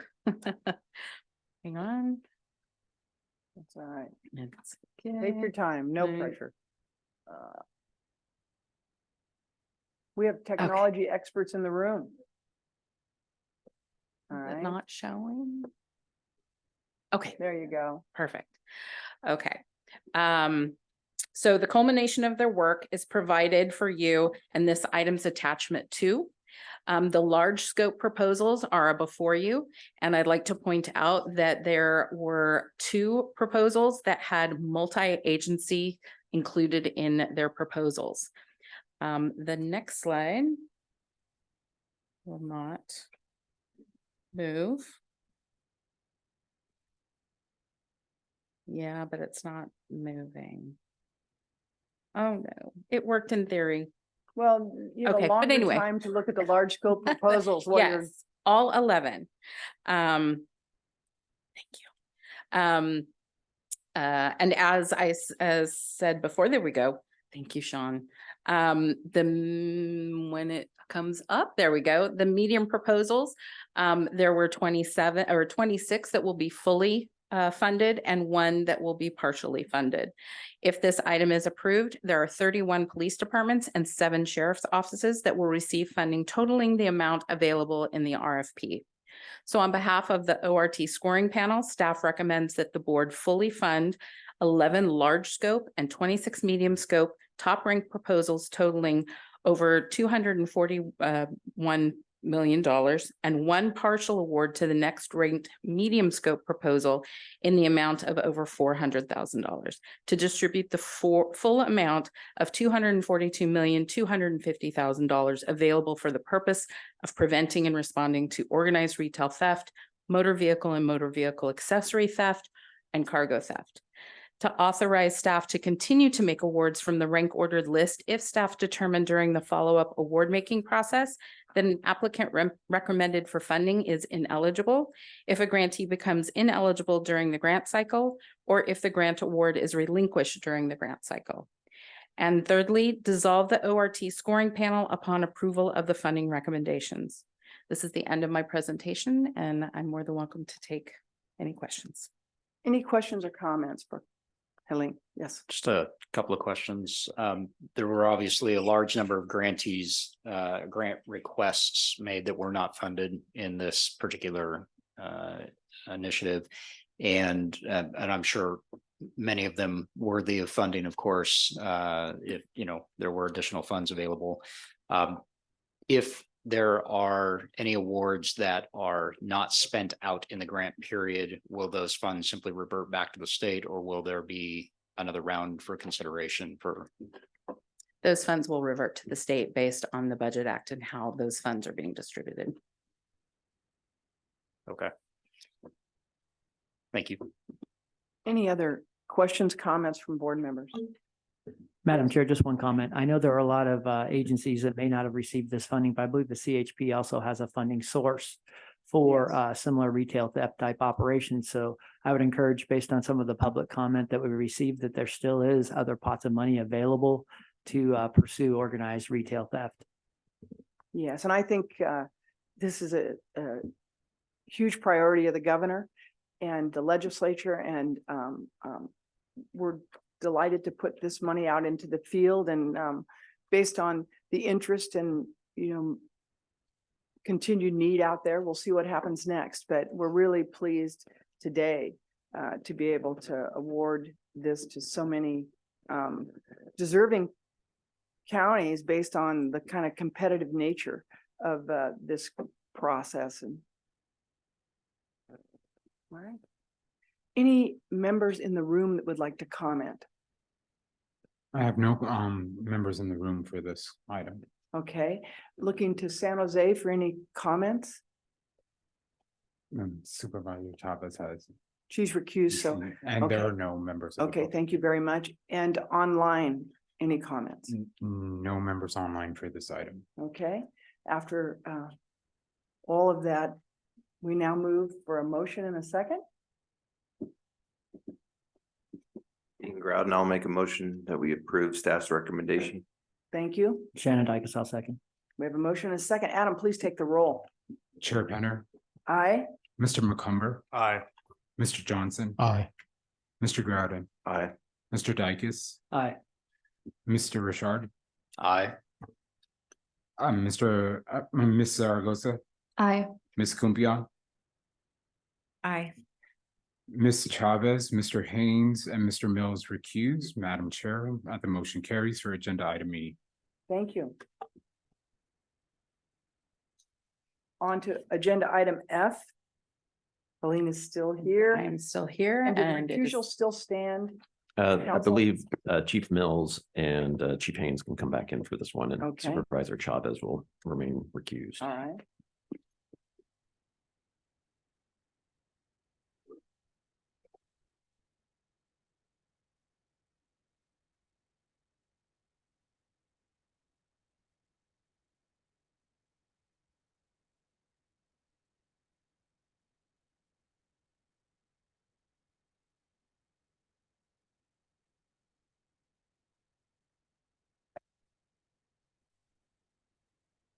Welcome back. Thank you. Okay. Good morning again to everyone. And I am still here, Helene Zentner, to present agenda item F. This agenda item requests board approval of the Organized Retail Theft, or ORT, Vertical Prosecution Grant Awards as recommended by the scoring panel, convened for the sole purpose of reading and rating the proposals submitted for funding. And again, I'd like to thank them for their service. Through Assembly Bill 178, Attachment 4 in your packet, almost $25 million in funding was made available to California District Attorney's offices to implement a vertical prosecution model due to the increased levels of retail theft property crimes. For the purposes of this RFP, vertical prosecution was defined as a prosecutor is assigned to an organizational retail theft case from beginning to end. For example, from initial hearing or arraignment to sentencing. Under this model, the victims, witnesses, and impacted law enforcement officials have a single point of contact throughout the process. A competitive RFP was released on April 14th, 2023, which was attachment 5 in your packet, for a 3-year grant cycle. Applicants could apply for an amount based on the size of the scope of work of their proposed project. $800,000 for small scope projects, or up to $2 million for large scope projects. ORT vertical prosecution proposals were due on July 7th, 2023. The BSCC received 13 proposals, and after a review of the applications for RFP compliance, all 13 proposals went to the scoring panel for rating. The culmination of their work will be provided in the slide that I will be sharing. Sorry.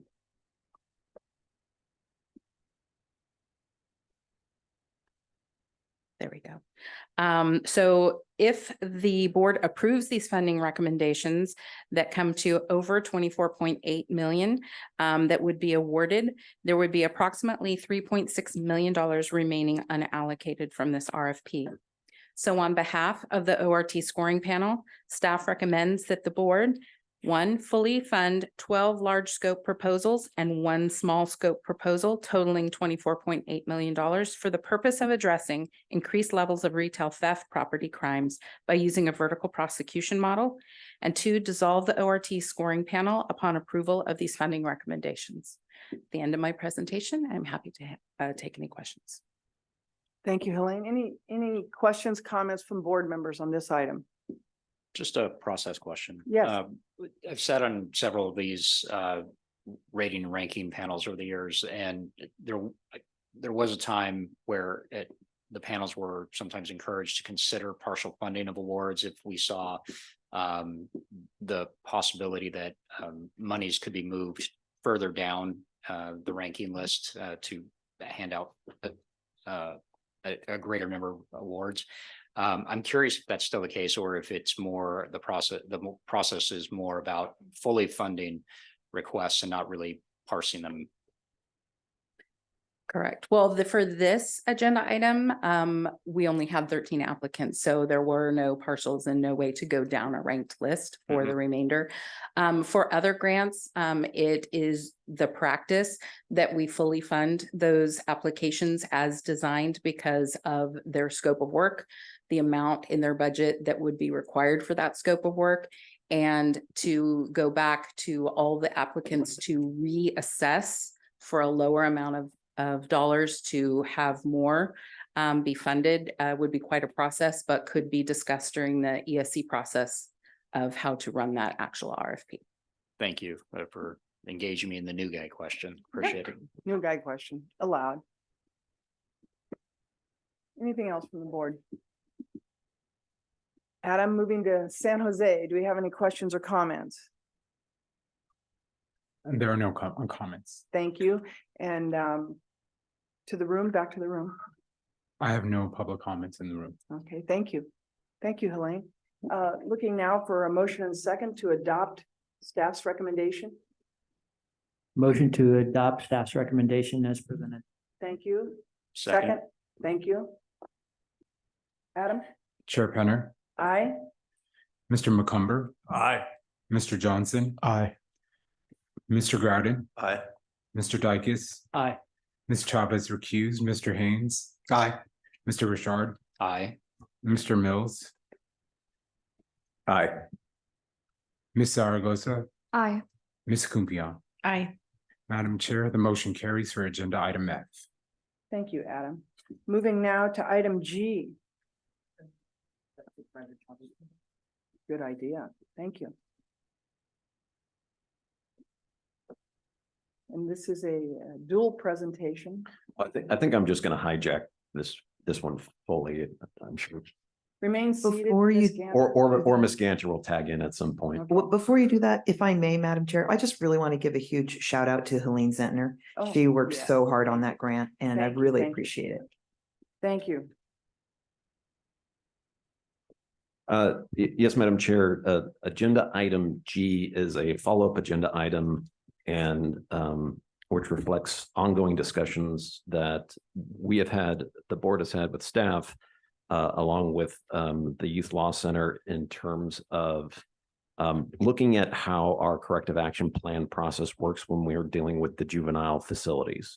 The board may recall, and for our new members who were not around, the board recently found that the juvenile halls in the County of Los Angeles were deemed to be not suitable for the confinement of youth after several board meetings and a long period of time. And one of the challenges that arose as part of the navigating the corrective action plan process was when the County of Los Angeles submitted their corrective action plan, the very last day that it could possibly be submitted, it was not sufficient for approval purposes, at which point it was deemed rejected. And then the board had to grapple with the discussion of what to do at that point. And so there were, so what ended up coming from those discussions was delegating specific authority to Deputy Director Ganter to accept and deny proposals. And then that we would come back with a framework in order to discuss more thoroughly how we should be tracking and dealing with these corrective action plans as needed in terms of when are they submitted? When does the corrective action clock begin? Does it begin when the plans are submitted? Do they begin once we've approved them? And for how long should that corrective action period be and take place? We've had ongoing discussions with the Youth Law Center. I'd say that they've been productive as we've discussed the various challenges with just how our inspection process flows in terms of some inspections are very complicated. They're multi-days.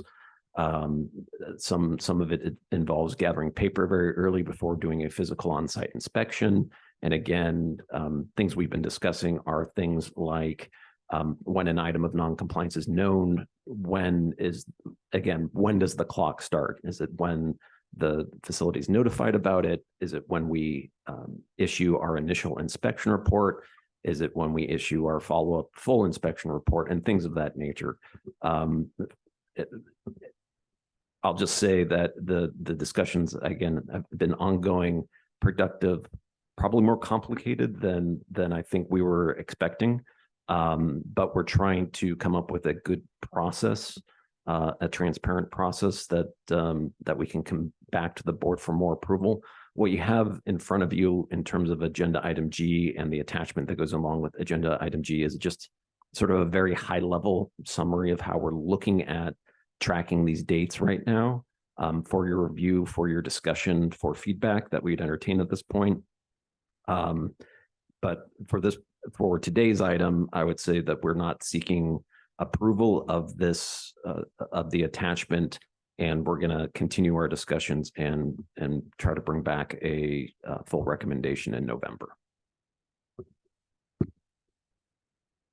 Thank you, Council. That's helpful. And the chart you provided is very helpful. The attachment is super helpful. Looking to any board members for questions or comments, recognizing this will come back to the board in November.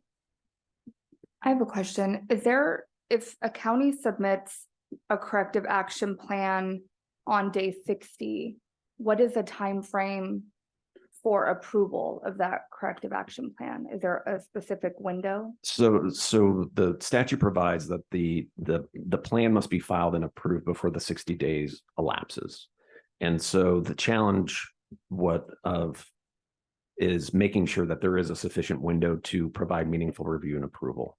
And so what we are telling counties right now is get your corrective action plan in as soon as possible. So if there's problems with it, you can fix it and resubmit it and then hopefully approve it. We are definitely trying to avoid corrective action plans being submitted on the 60th day. And that's exactly the questions that we're dealing with. What we're hopefully seeking is some type of submittal within 30 days. And so that approval can be made within the 60th day. And those are the types of things that we're discussing. Thank you. Madam Chair, just yes, another question here. So if so right now the 60 days is per 209D, right? That spells out that the departments have 60 days to provide the cap? Correct. And because of reading the chart, I see that we're asking for a draft of the cap be provided within 30 days. Is that what the expectation, or what? Just help me with that. That's sort of the expectation. And there's because the statute says 60 days, we can't make them necessarily submit something ahead of time. Right. We can, as part of the juvenile regs process, we can probably build in something that has a little bit more command to it. Some specificity. Some more specificity, and certainly, but in absence of that, some guidance from the board with an adopted plan such as this, I think will provide sufficient guidance to the counties to make sure they understand what they're in for. Because again, if Deputy Director Ganter does not approve your plan by the 60th day, you're not suitable and you have to come before the board for the determination of suitability. And so, and that's exactly what will happen. If counties submit on the 60th day, it's not approved, they have to come before the board for determination of suitability. So we want to ensure that counties are afforded the opportunity to get their plans approved. And that's just part of the challenge. And to just play out the chart, if I do provide the cap on the 60th day, or maybe it's the 50th day. So do I have, if it's not approved, do I have 90 days still to fix it? Or do I only have 30 days from my 50th day to fix it? Yeah, if it's not approved, you have no time to fix it. Okay. So it has to be approved within the 60th day. And so, and again, we want to make sure there's sufficient time for the counties to submit and have review, have enough time for staff to review the plan and provide feedback and approve it, or deny it, if the case may be. And if not submitted on time, or if it's not approved by that 60th day, it's an immediate suitability vote, and that would be a special meeting for us, similar to the meeting that was scheduled for Los Angeles County. Not necessarily a special set meeting, but what the statute provides us for at the next scheduled board meeting. Okay. And no ability to remedy between the 60th day and that regularly scheduled board meeting? Well, and that, again, that's a great question. And that is part of the challenge that we're grappling with, which is in terms of coming in and out of suitability, counties, the provisions of the statute say that, we can reinspect for compliance.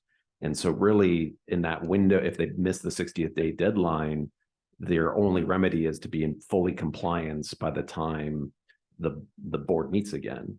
And challenges of that, again, are calendarish. It's our staff being able to go into because I'm assuming unless a county has just thrown up their hands and say, just shut us down, we're never going to be able to come into compliance. We always assume the county will endeavor to come into compliance. And then we've got depending on the calendar, very challenging windows, perhaps, if the county is asserting that they are in fact in compliance, for us to be able to go out and verify ahead of that meeting. And then again, or we have to deal with some other procedural issues of then if we don't have enough information, does the board continue it to the next scheduled board meeting, which, as was noted, the calendar is approximately every other month.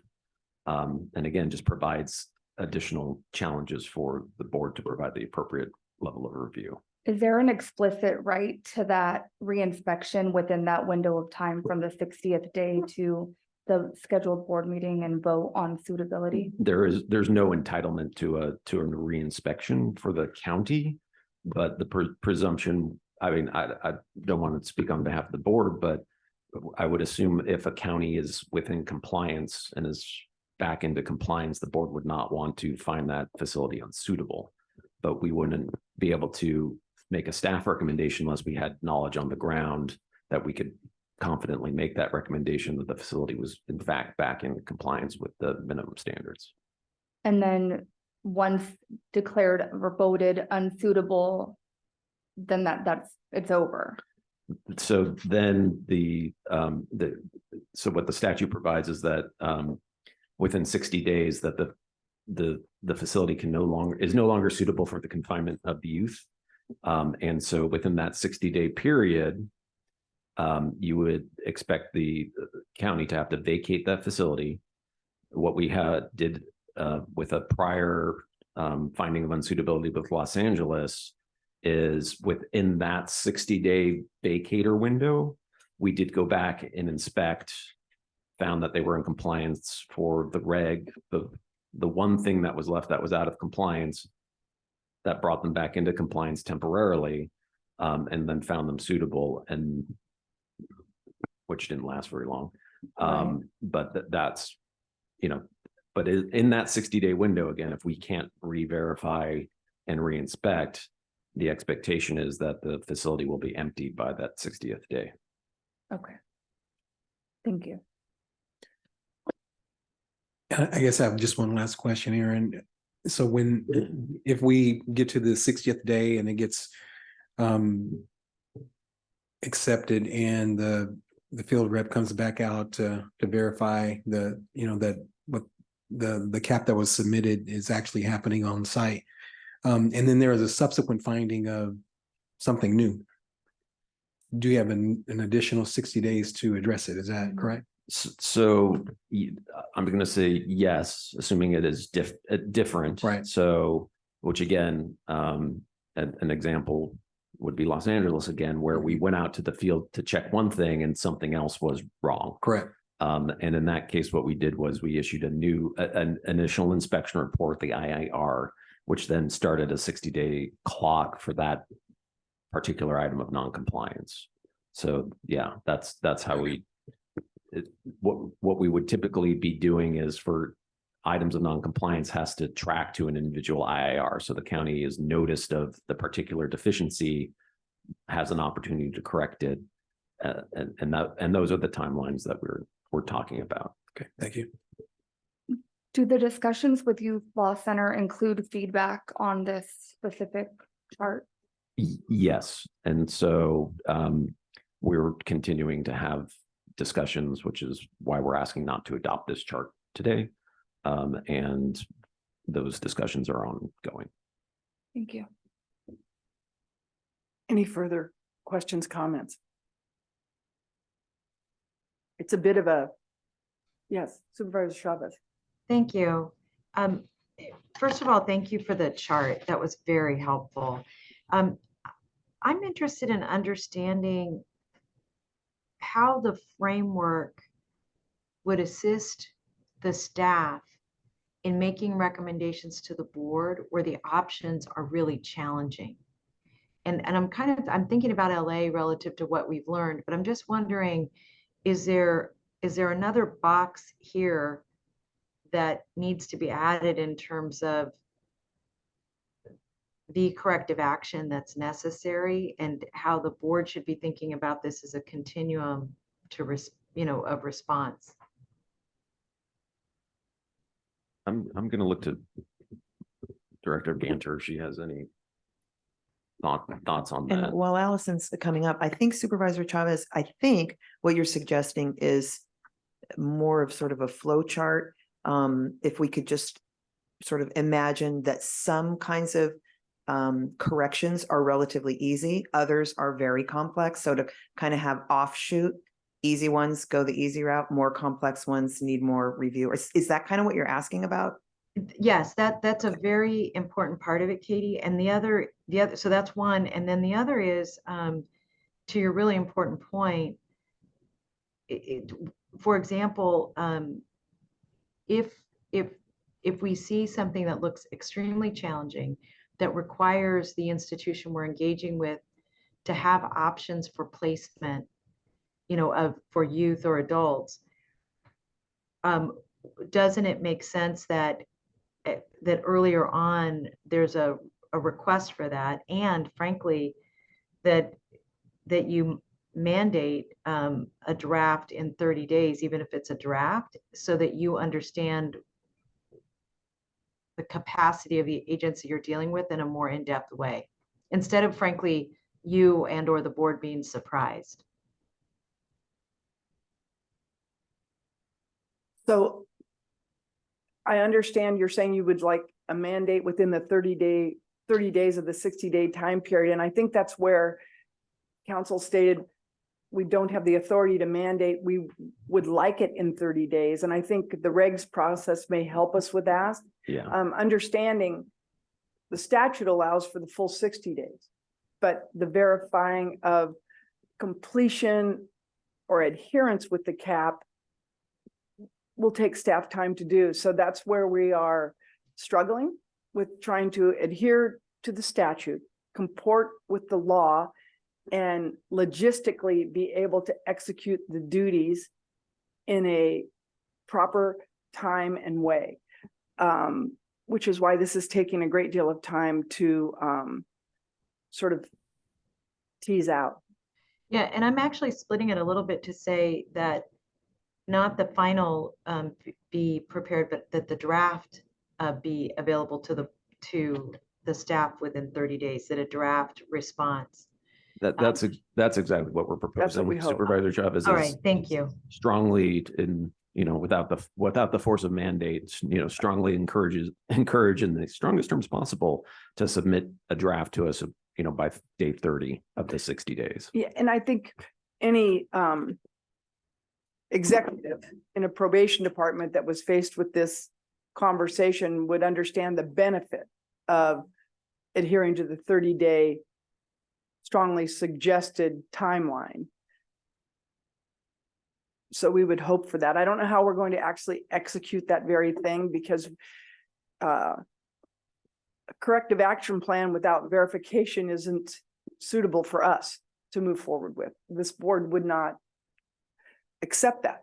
It would be a lesser than, and it would mean nothing. So those are some of the areas, the gray areas that we're trying to fill in the blanks with. And I think the conversations thus far, and I've been privy to, the back and forth, have been meaningful. And I think we're making some headway, and hoping to come up with some solutions so that we can both adhere with the statute and logistically come up with answers or no answers, depending on how it is, to secure the facilities in the best interest of the young people that are housed within them. Anything else? Good discussion. So please, if you have anything else, board members, this is a good time to talk. Yes. So a couple things. First of all, the idea that we should maybe bifurcate the process a little bit from those matters that are more urgent or emergent, identified in the facilities, versus those that are maybe more technical in nature or not necessarily impacting quality of care for kids in the facilities. That there might be a series of a series of 2 or 3 tracks that we administer through staff, while complying with the statute. Obviously, has to take priority, because I think that from an administrator's perspective, being able to comply with one deficiency in 60 days is nothing. I mean, we could have it hammered out in a matter of a week.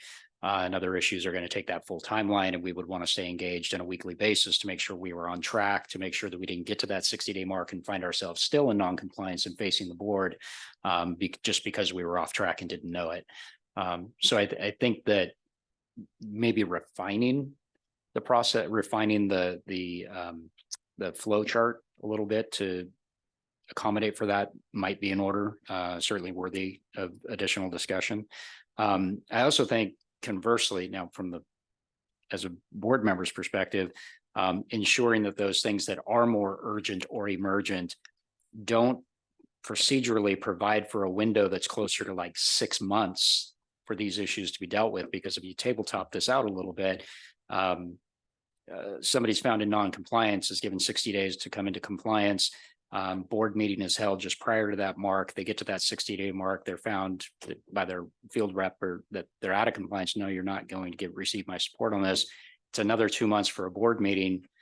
The county comes and reports at that board meeting, no, we are in compliance, and here's our evidence for that. The board says, okay, we're going to give you a little bit more time. And then it's another 2 months before another board meeting. We could theoretically, I'm not saying this would happen, we might accommodate for it, but in theory, you could see that lack of compliance last 6 months before they were found unfit. And I don't know that we're looking to go down that road. Yeah, and that is a concern, and that's certainly a concern that is pending. And again, for agenda item H, we'll talk about Kings County a little bit, which is their calendar, their timeline, it's 60 days to submit a corrective action plan, 90 days to come into compliance thereafter. And the calendar right now is for Kings County is September 24th, which is 10 days following this meeting. If they're not in compliance by the 24th, we will notice them for a determination of suitability at the November board meeting. And again,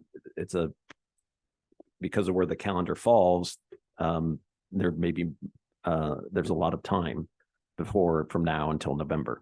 And again, they've had their 60 days and the 90 days expires on the 24th. Now, and again, I'll defer to Deputy Director Ganter to talk about the current status of Kings County and what's going on there. But again, the calendar can be challenging, layering in all those things of reporting, getting information from the county, us going out to inspect and providing technical assistance, and things of that nature. And then, and I'll just say, and then conversely, if we have something where, let's just say the deadline date was September 13th, it's the day before a board meeting, also challenges. We've got potential Bagley-Keene issues in terms of noticing and appropriate notice for a county to come before the board and things like that have to be taken into account as well. If I might take a moment and work towards keeping the Kings County issues and timelines for the next agenda item rather than, I think it's super helpful to raise that as an example, and I think we'll discuss them both, but I'd like to, for this agenda item, I think it really sets the stage for the next agenda item, if I might take that liberty. Further concerns, questions? Okay, looking now to San Jose to see if there's any public comment. There is none. Okay. In the room today, do we have public comment? And we're going to continue to adhere to the 2-minute timeline.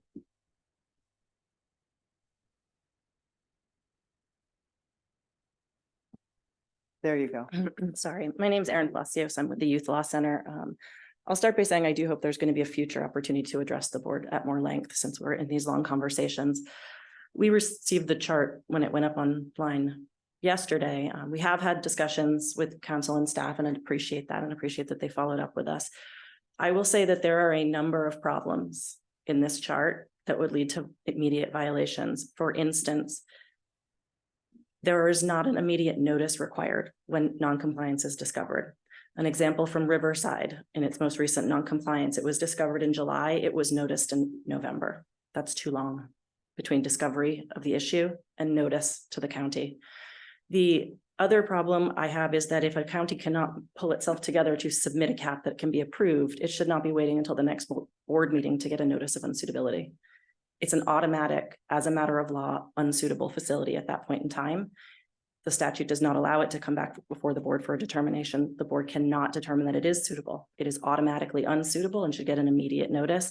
Those are the kinds of sticking points that we are on right now, including the fact that I think what we're all missing with the 90 days is that it runs from a point in time that is not set in the statute clearly. However, I do believe there's no reason to think that it runs from the approval. And the reason for that is it has to be stated in the county's plan. They are to set the reasonable time frame to be approved or denied by the board. They would have no way of knowing when you were approving it, when you were receiving it, or anything like that. It runs from a different date and time, and it's to be set reasonable time frame. It should not automatically be 90 days. There are many things that should not take 90 days to correct, and I will have more to say about this down the road. Thanks. Appreciate your remarks. I have one public comment on Zoom, and that would be Sean. Are you there, Sean? Sean, your line is open. All right, thank you. I was waiting for the unmute. So I may end up making this comment more than once, but what I wanted to say was that the purpose of WIC 209 is to set deadlines for how long young people can be confined in a non-compliant facility. And I understand that trying to make these deadlines workable for agencies and departments might be a challenge, but the legislative intent of 209 is to set outside limits. And it is the job of the BSCC to figure out how to make this work within those limits. And those limits can be undermined. I mean, we've seen this, right? If you start counting your 90-day for implementing the corrective action plan at the wrong time and miss the next meeting, which I believe is what's happening with the Kings County issue here, you've just added literally months to what was supposed to be 90 days can now be 180 days, right? So you've doubled the amount of time for that part of the process in which young people are confined in a non-compliant or unsuitable facility. So the issue is not what is reasonable to the departments, what is practical. The question is, how do we prevent young people from being confined in unsuitable or non-compliant facilities for any longer than the deadlines allow for? So I look forward to ongoing conversations about how we make that happen, but I want to make sure that that is the framework in which all of this discussion is happening. Thank you. Thank you. There are no more public comments. So we have had comments from the board, public comment, any further comment from the board? I have a follow-up question. Do we, as a body, have the authority to call a more immediate meeting in a situation where we've hit the 60 days and the corrective action plan is unacceptable or not submitted? What, I mean, so I guess let me break those up into whether we're talking about the 60 days or the 90 days. I'm sorry, for the 60-day. Well, for the 60-day, if a plan is not submitted and it's not approved within the 60 days, it's automatically a notice of determination of unsuitability would go out for us. So there's no board action that would really need to happen. What would have to happen is at the next board meeting, the board would have to deal with the fact that they didn't submit the corrective action plan and they're not suitable as a matter of law. We'd have a suitability vote. There would be a suitability vote, yeah. And then the issue, I think what the board would want to grapple with at that meeting is, are they currently in or out of compliance with the minimum standards? Is something that the board could still consider. And the only way to avoid the unsuitability determination would be if they were in fact in compliance with everything at that particular board meeting. So my question is, in response to that last comment, where they gave the example that the time was essentially doubled because of the timing of our board meeting. So could we call a special meeting to have a suitability vote and discussion about whether or not they've met their minimum standards? Yeah, and again, following Madam Chair's lead, I think that's probably a suitable discussion for agenda item H. And I, it's relevant to Kings County, but just in general practice, is that something that we're willing to commit to? We have called emergency meetings in the past when we have seen timelines that we felt had to be addressed with urgency. So that's not out of the realm of possibility. I don't want to speak to this specific issue because there's a process we're in the middle of, and it may be that we find ourselves in that very situation. So that's why I'm trying to separate the two items, the discussion of this versus, where we're going on our next agenda item, if I may. Yes, yeah, that's fine. Thank you. Suitable to any other questions or remarks? No. Okay, there is no action to be taken on this item except that all of us know that it will return in our November meeting, and there'll be a lot of work done in the interim, and it is a complex issue that interfaces with a statute that is on one hand extremely expedient and on the other hand hyper rigid in terms of timelines that are set forth. So we're just trying to tease that out, and I think the conversations have been helpful, and we're going to continue down that road. Okay, if I may, moving on. Allison Ganter joins us. Hi there, just need 1 second to set up. And we're on item H, local detention facilities inspection update.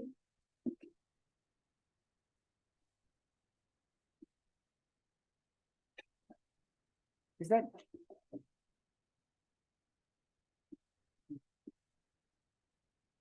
Ready? I think I spoke. Oh, did I give the wrong? I might have given the wrong number. Yeah. Letter. Well, you know, even I, the chair who makes many mistakes every meeting, can tell you that that's not the right letter. That should be agenda item H. I Because apologize. the alphabet was something early on I was good with. Yeah, Okay, I apologize That's for all right. that. and you just did that to make me feel better about myself and I appreciate that. Yes. Mission accomplished. Thank you. Okay, here we go. Good afternoon, Chair Penner and board members, colleagues and members of the community. My name is Allison Ganter, Deputy Director with the Facility Standards and Operations Division and the Research Division. I'm here to provide a regular update on the status of our facility inspections and items of non-compliance. We are 3/4 of the way through the first year of the 23-24 biennial inspection cycle. We're on target to conduct comprehensive inspections of all local juvenile detention facilities and county jails. So this is the first cycle in which we will conduct an annual inspection of each one of those detention facilities. We'll be doing targeted inspections in the next cycle. For the purposes of agenda item H, I will take you through a review of the adult items of non-compliance first, then shift to the juvenile items and will include updates on Kings County and Los Angeles County probation inspections. In your binder, you have a copy of the outstanding items of non-compliance that were taken from our database. This was printed a little while back. We do have a link in the agenda item if people are interested in seeing the most current status of those items. And I will present all the information to you and then take any questions that you may have at the end of this presentation. And I'll share up front that there's no items of non-compliance where staff is recommending that a sheriff or a chief come before the board. For the most part, agencies are working through their corrective action plans. We are still waiting for corrective action plans in several counties. In adult facilities as part of our enhanced inspection process, the Sheriff's Department has 30 days to provide a corrective action plan. We are still waiting for some of those. And you will also be able to see in that chart where field representatives have been or plan to be conducting site visits to those facilities in the futures. The database that we're using to maintain this information is a live sort of a document. So we are working on improvement as we build this process out. This is our first year of the full enhanced inspection process. So in the adult inspections, almost 1/4 of the items of non-compliance are related to physical plant issues. And in a lot of facilities, we're finding that agencies either didn't install audio monitoring equipment in certain areas of the facility, or they're broken and need repair. Our team is providing technical assistance in those areas. There's also some outstanding items of issues with physical plant that can't necessarily be fixed in a, can everybody hear me? I'm just sorry. We're working on the noise issue. Okay. Thanks, Allison. Agencies sometimes it can take a little while to work through some longstanding physical plant issues. So sometimes you will see those linger as items of non-compliance for quite some time. You will note that several items of non-compliance are related to the number of personnel and staffing. Lack of adequate staffing also affects other regulations like safety checks and time out of cell. And with respect to staffing, we are hearing back from facility administrators about the local issues that are affecting staffing, such as retention and budgets. It's an issue that has continued to affect agencies, and will continue to keep our focus on the issue and provide technical assistance where we can and as needed. We know that our facility administrators, both adult and juvenile, are aware of these issues. So about Many of the issues are related to staffing, about 16% of the items of noncompliance, and a portion of those represent agencies that are having difficulties finding female staff to work 100% of the shifts. Safety checks are being impacted sometimes by the lack of staffing. Sometimes they are related to IT issues. And we are finding that we couldn't confirm in about 11% of these 53 items of noncompliance, not 11% of facilities, that people are not getting their 10 hours of out of cell time. So again, our team is out there providing technical assistance and follow-up visits in line with our enhanced inspection process, and we're working through these issues. And I suspect that we'll see many of these issues related to staffing continue to affect our adult detention facilities. So on to the juvenile issues.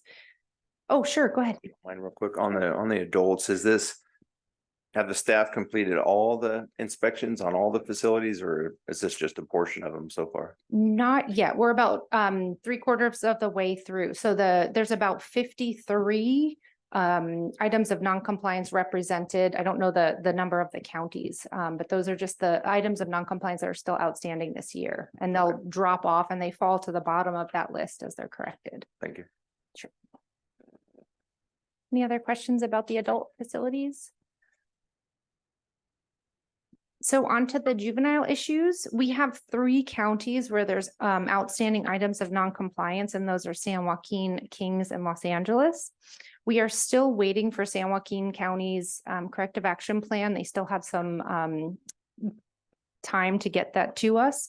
Their items of noncompliance are directly related to staffing, and we will keep you posted, certainly at our next meeting, of the status of San Joaquin's items of noncompliance.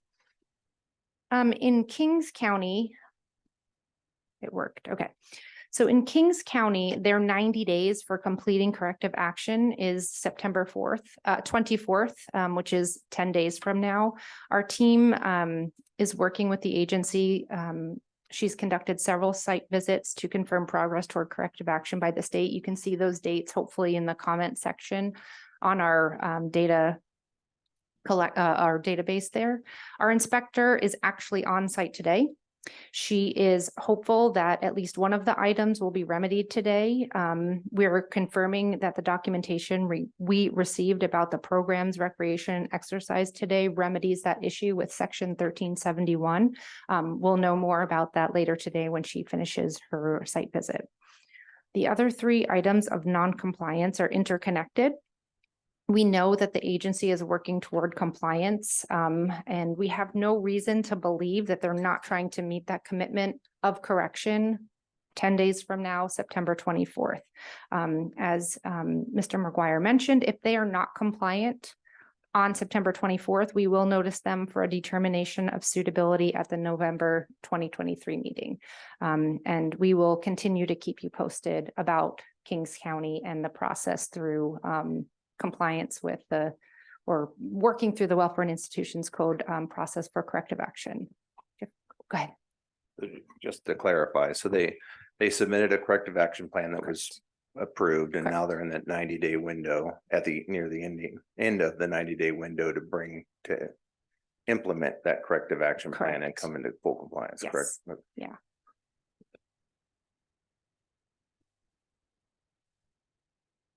Now for an update on Los Angeles County. Both the SYTF, the Secure Youth Treatment Facility at Barry J. Nydorf, that remained open when the juvenile hall was closed in the last few months here, and the newly opened Los Padrinos Juvenile Hall received targeted inspections in August. We focused mostly on the regulations where there were items of noncompliance in the past for these facilities.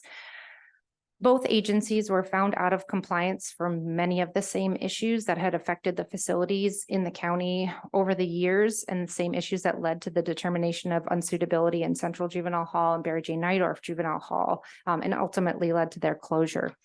This is the Barry J. Nydorf list. I'll pop up the Los Padrinos list in just a minute. The majority of issues continue to be tied to inadequate staffing. They're unable to complete safety checks. Youth still resort to urinating in their rooms at times.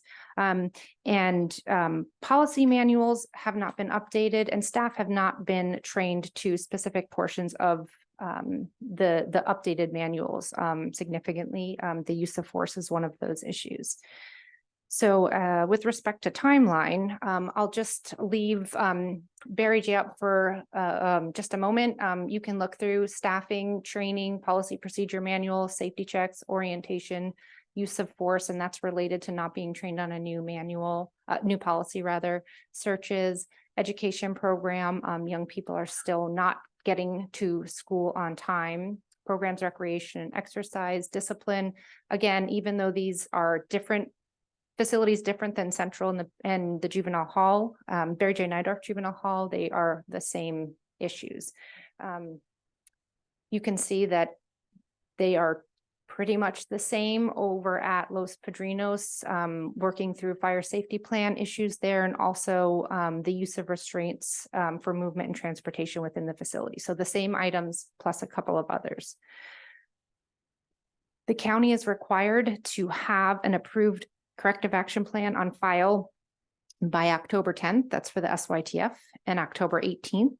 That's Los Padrinos. And per the board's direction in May, I will review the corrective action plans for approval after the field rep has conducted their initial review. We have not yet received their corrective action plan.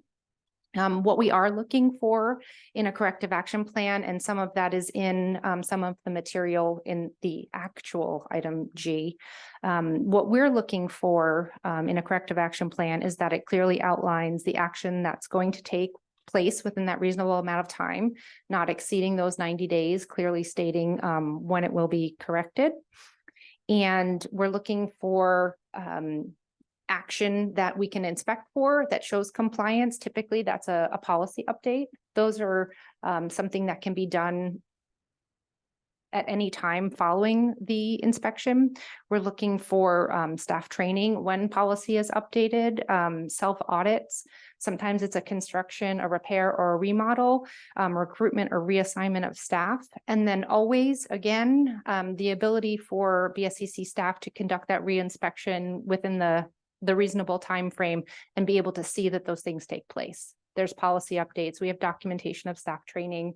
If it was a safety check issue, we're going to go through and look through any documentation to make sure that the safety checks have been completed. So that is an update on Los Angeles County. We, again, will have the approved corrective action plan beginning of October, and we'll keep the board updated on activities related to that inspection and the Welfare and Institutions Code corrective action plan process. I am happy to take any questions. Turning to the board for any questions or comments on Allison's report. Thank you, Allison. Now looking to public comment. Do we have anything in San Jose? Nothing in San Jose. Thank you. And now in person in the room today?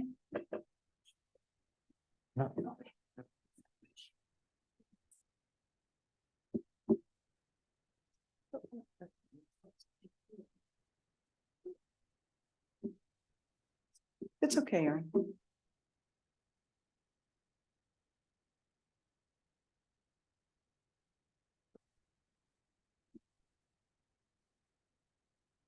My name is Erin Palacios. I'm with the Youth Law Center. I think this is a very good example of the problem with the board meeting every 2 months and having to address issues, because Kings County is currently still out of compliance. By my read of the statute, they were to be in compliance by August the 27th, because that is the date selected and approved in their cap. I do not agree with the idea that a cap runs automatically 90 days. It is a reasonable timeframe that was approved, and it should be set accordingly. It should have been noticed for this meeting for determination.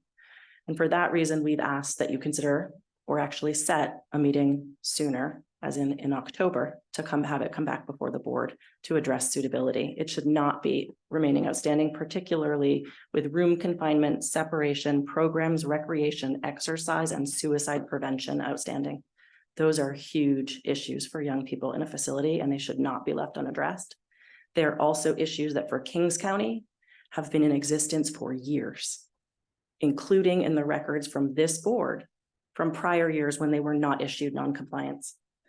And I think that one of the things that brings up is that there needs to be far more curiosity from this board about what is going on in the investigations and asking to see the corrective action plans, which I don't believe come to the board. And if they do, I'm wondering why they're not posted publicly, because they are not. I have to ask for them each and every time, which is why I don't always notice that there's a problem until it's too late. But they are not posted. I don't believe that all the board members review all of them, and I don't believe you're reviewing all of the inspections, because if you were, you would notice there's a lot of non-compliance in there that never gets noticed. And so I think it's going to be imperative that this board start asking a lot more questions, because we sent in a letter highlighting several problems and a DRC report on Kings County that highlights a litany of issues in Kings County going back years, and no one is asking a question about what is going on in Kings or in Los Angeles or in Fresno or in San Joaquin, which all also have outstanding non-compliance orders. A lot more questions need to be asked. Thank you.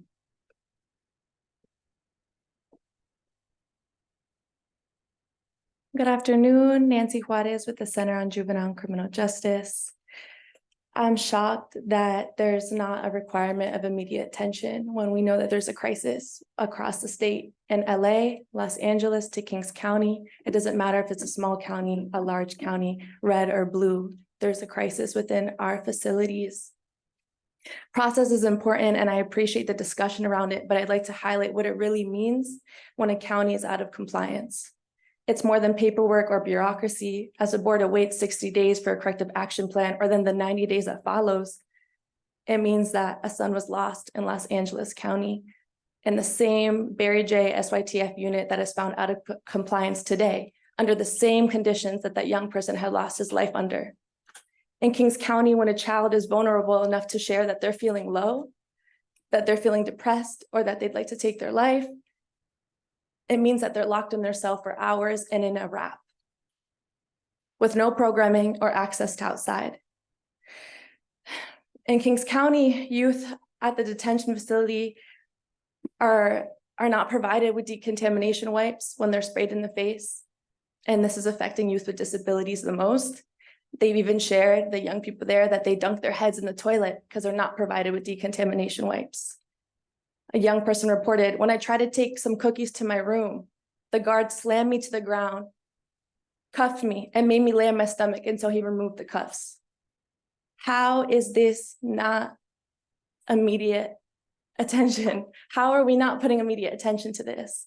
We have 2 family members here that lost loved ones for the same conditions that the BSCC has found facilities out of compliance with.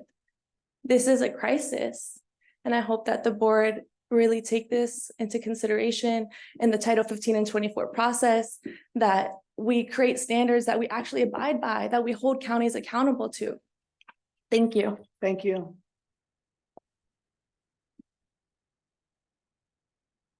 We have 4 members on Zoom. Okay, and Adam will close the queue. All right, the first name I'm going to call is Michelle, and Michelle, your line is open. You have 2 minutes.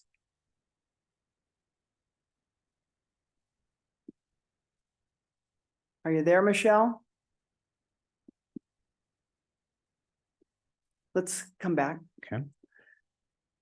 And I'm going to call on Tyreek. Tyreek, your line is open. How you doing? My name is Joseph Hernandez. I'm with the Anti-Recidivism Coalition. I am a youth advocate, and I am certainly surprised from when I was incarcerated in Riverside County and LA counties that there is so much of this going on.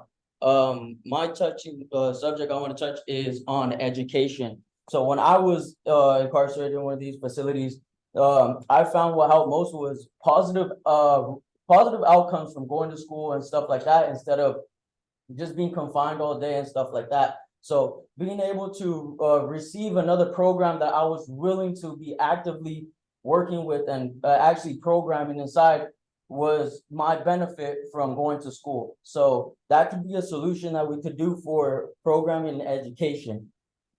And that's all I have to say. Thank you. That wasn't Tyreek, so I don't know if we lost him or No, that was Tyree. did he use it's same, okay. I'm just checking, making sure we didn't miss anybody.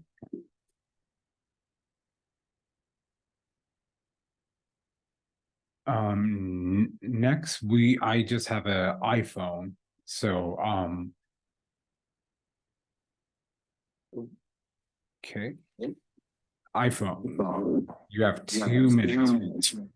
Hi, my name is Adriana Rochelle. I'm a parent who has a son currently at Los Padrinos. I found myself recently looking into the staffing issues and everything you guys claimed is in non-compliance. And, just based off last year's what was inputted in the database, you have over 4,000 paid employees in Los Angeles probation alone. So it just doesn't make any sense to me how you guys have all these paid employees who are not showing up to do the job. Why even pay them at all? And it's just even more of a problem because us taxpayers are funding this. It ain't coming out of your pocket. So it's not fair for us. If we miss work, we don't get paid for work. But here you guys allow these probation officers to not show up to a job, giving their colleagues a harder time. They owe it to their colleagues. Imagine if one of you guys didn't show up to your job and how harder it will be on your colleagues to fill your position. And that's pretty much what they're doing to these other probation officers. The building outdated from the transition was deemed unsuitable for in Los Padrinos. They deemed that suitable, but there was no renovations. Who deemed it ready and up to compliance? They're lying to the community because now here we are, we ran into the same brick wall again. And, I also want to point out that the juvenile director of programs, they receive a $5,000, almost $500,000 salary a year. And there is no programs. What are they getting paid to direct? There's nothing. They don't even go to school, and then on top of that, each kid's worth almost $1 million to be incarcerated. So you guys put this price tag on a kid, almost a $1 million price tag, and your job's to rehabilitate, and you're not doing no rehabilitation. You guys are pretty much lying to a community and taking the money and running with it. And it's even worse than before. Also, let me see. The definition of insanity is repeating the same mistakes over and over again. Thank you. And next we have Justin. Justin, I'm going to open your line. You have 2 minutes.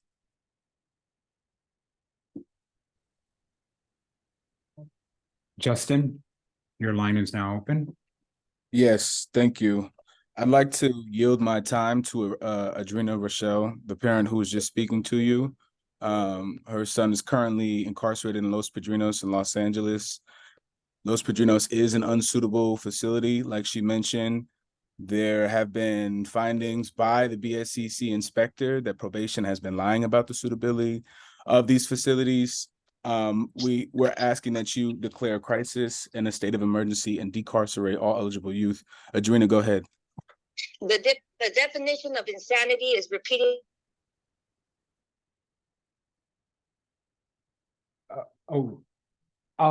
Justin, I removed you, but I'm going to let Adrena talk. Adrena, your iPhone is still there, so I'm going to open your line again. So please use that. Well, okay. And you have a minute left.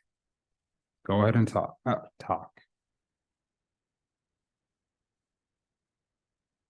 you there? I think she probably had hung up. Okay. All right. I don't know how to remedy that one. Oh, all right. Maybe it's time to reevaluate unqualified applicants unable to showcase results. Maybe it's time to do a replacement in administration. If you can't produce results required of your position, then step down and allow someone who can. All we've seen is failure. My son went from straight A's to straight C's. You're failing my kid. And you're lying to a community about rehabilitating children. In fact, you're taking taxpayers' money and running with it, and you're just funding your guys' pockets with collecting paychecks and crippling children's ability to survive and have any type of future. Thank you. Okay. There's more. Okay.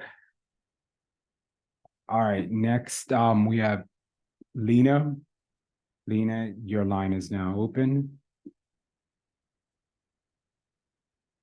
Good afternoon. My name is Lena Mallet. I'm a Youth Justice Policy Associate with the Children's Defense Fund in California, with the focus of our work in Los Angeles County.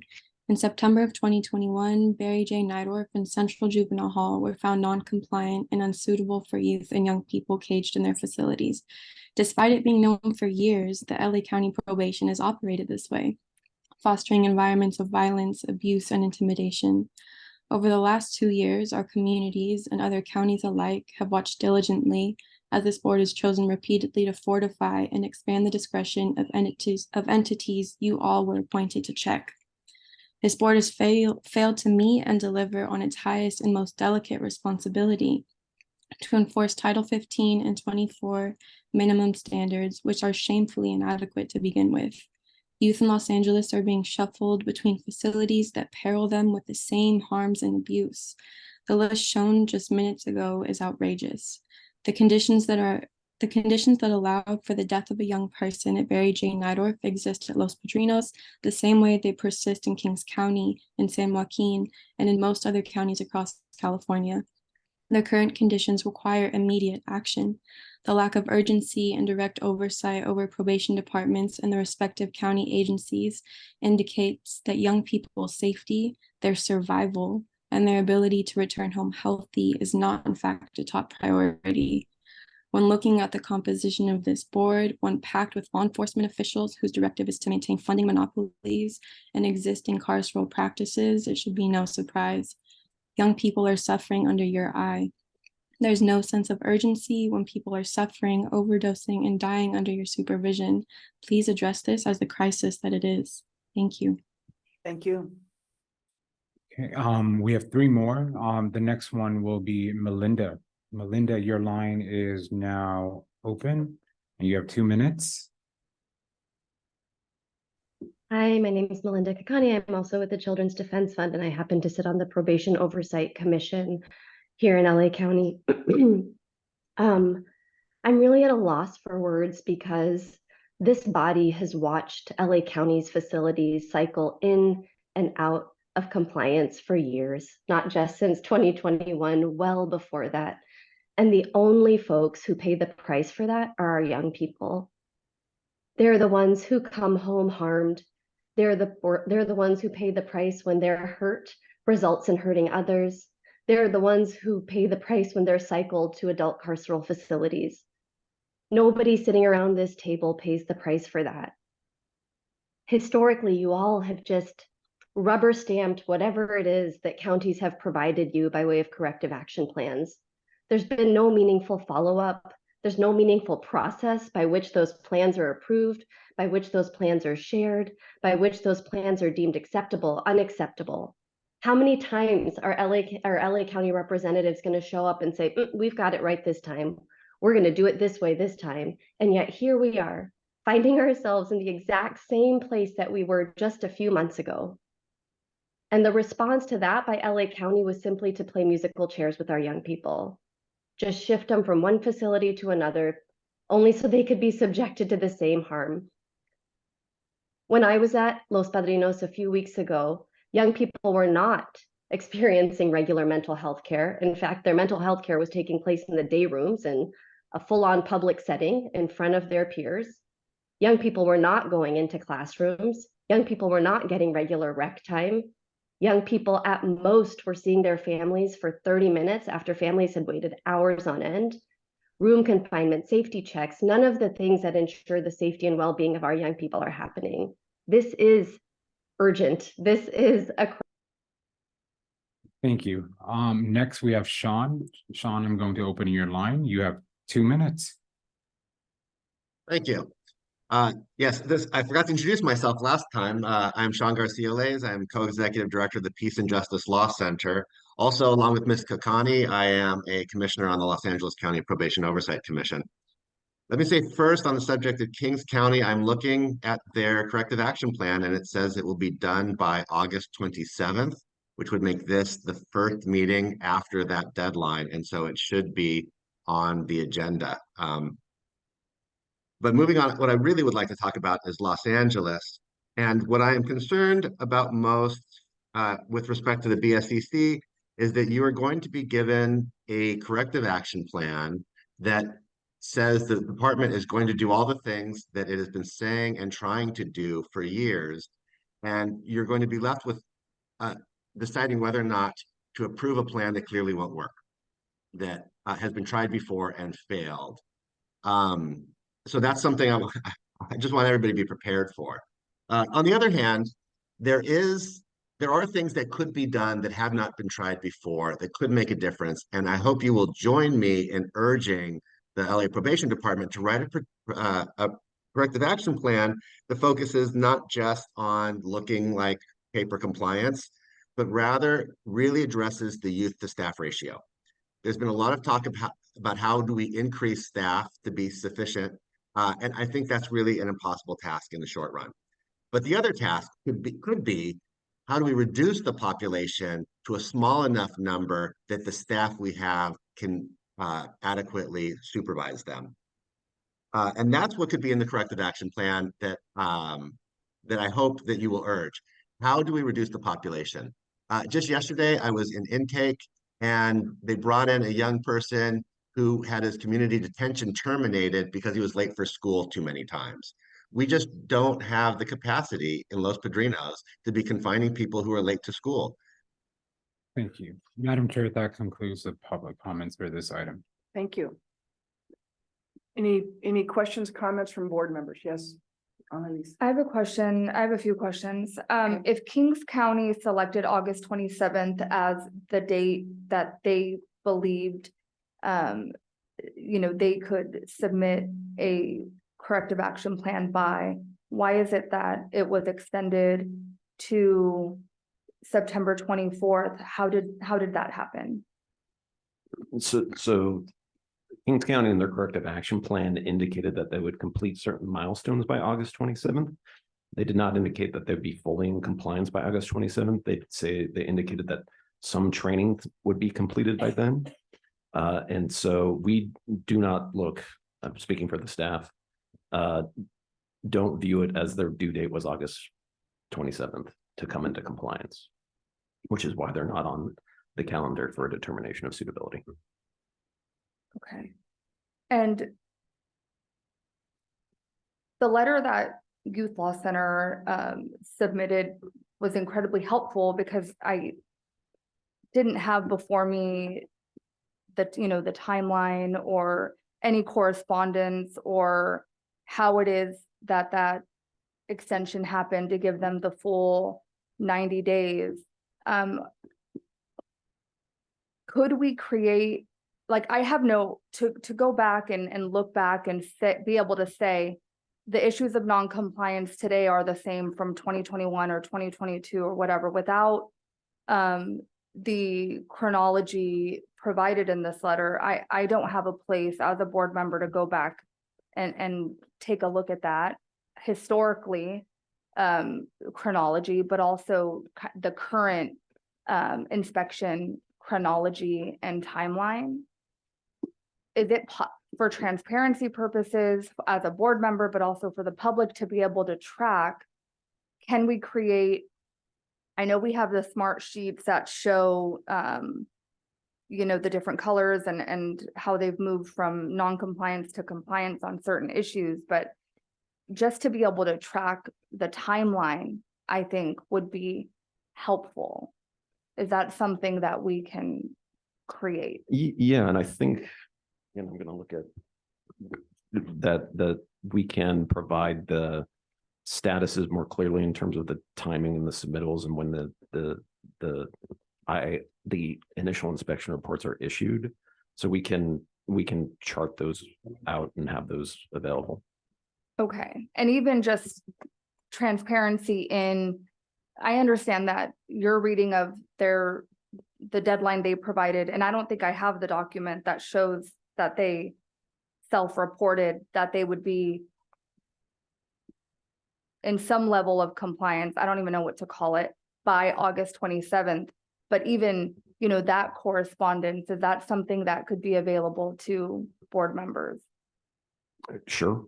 And the communication to them that gave them the additional time, was it BSCC that said to them, you have until 9/24?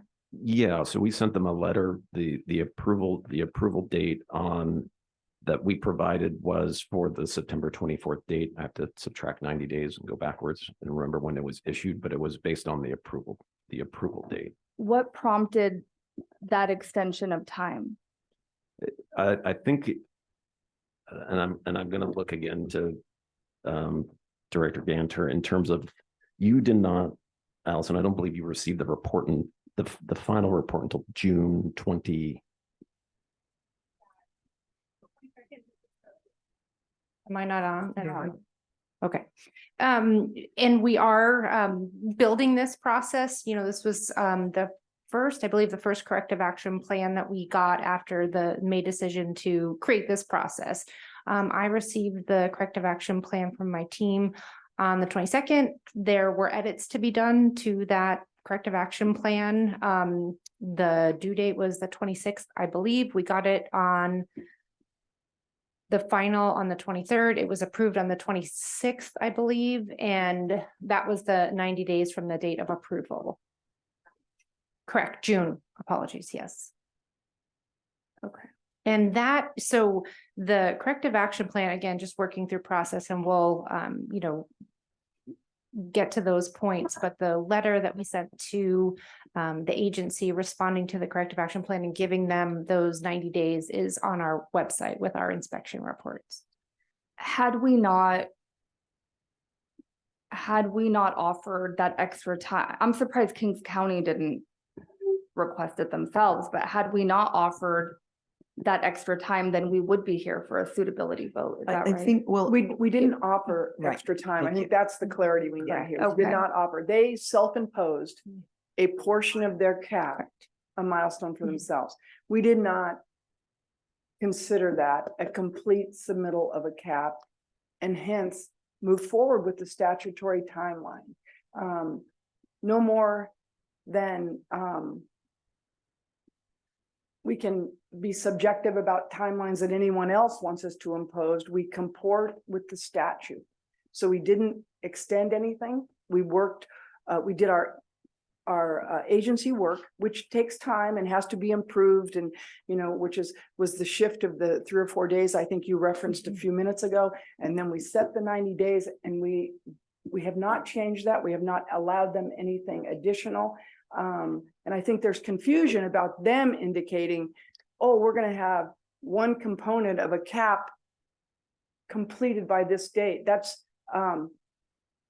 fine. That's actually what occurs, but we will continue to comport with the statute. Okay. Thank you.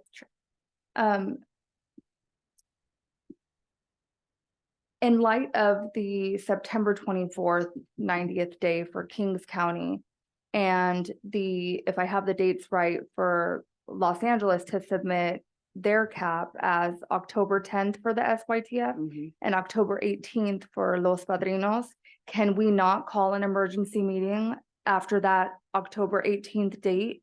I actually think the way we should proceed is to see what occurs in actual time. And if there is a need for an emergency meeting, I don't see that as being an impossibility. But to set one at this juncture seems unwarranted, and certainly,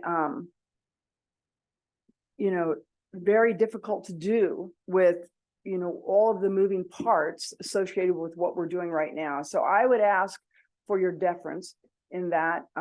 We'd like to move forward, see what is submitted by Kings County, see what is submitted by LA County, and then make decisions on moving forward. if that is agreeable to you. Well, I think the frustration with folks is this continuing of giving deference to these counties. And when I asked about an emergency meeting generally, I'm new to this body. I don't know how emergency Yeah. meetings work or what prompts an emergency meeting. And obviously, LA County is egregious, but everything that I've read and see regarding Kings County rises to that same level of urgency and being egregious. And so let me say this. By no means am I giving deference to Kings County or LA County. I would like the process to move forward. I would like us to weigh the factors associated with having the next meeting. We are not giving them extra time based on our like or dislike of who they are or what they do or what they have submitted to us. We are moving forward on the facts. And I think we have to protect due process for anyone that comes before this board. And that's really what I'm striving to do now. Now, that is not to say that there may be a juncture at which we say, hey, we gotta do this now. We've done it before. I don't want to statutorily etch that in sand today. I think we have to see the scenario as it arrives. And I think you'll have to, the deference I want to give is to you, to assure you that if it's a crisis, meeting that we need to do, we'll heavily work towards getting that done. That in itself is not simple. The notice, the compliance and comportment with Bagley-Keene are all strategic planning processes that have to take place within the agency. Just the review of everything. I mean, we have to give our inspectors time to process their reports as they come through. We have to give the deputy director Ganter time to ensure that the product she has before her is agreeable and we can move forward. So I'm asking for deference from you, not giving deference to LA or Kings, please. how can I, as a board member, weigh in when a corrective action plan is, how can I engage in that discussion as a board member? Yeah, I think we're going to give you that opportunity when it comes back to the board, whenever that may be. I mean, unfortunately, you were not in the room when we were doing LA, but I think there was a great deal of board interaction, concern, and corrections during that process then. I understand, and I understand that we finally got there with LA County, and there are obviously still problems with LA County as the secure youth treatment facility youth sit in a facility that was deemed unsuitable, yet they remain, and that timeline hasn't even begun. If I understand that correctly. And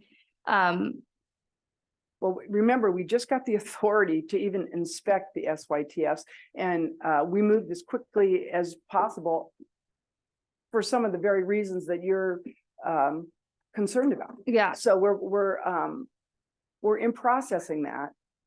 And I just continue, and I don't mean to sound like a bureaucrat, but I feel like a bureaucrat right now. We just continue to honor the statute and move forward in that fashion, understanding it's not particularly comfortable all the time, but it is, in my estimation, what due process is all about. And we can't shorten it, or we'll take measures in a crisis or in an emergency if in fact that's where we end up in October. I don't know. I don't think that's satisfactory, but I'd like to at least not sound like we're ignoring issues in LA or in Kings. I feel unsettled by that. The delays in LA County resulted in a child dying, and so how,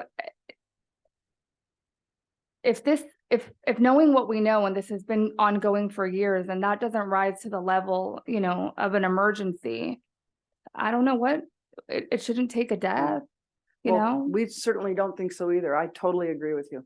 I think where we're at though is when, and if I can recall this, with LA, they had a set of out of compliance issues. They were working on those. We went back in to inspect towards that cap, and found other issues. So then we had to extend their due process on the new issues that we found. And I don't see a way around that. It doesn't feel just right, but we got to where we needed to be. And I was horrified by the death in custody in LA juvenile facility. I think everyone on the board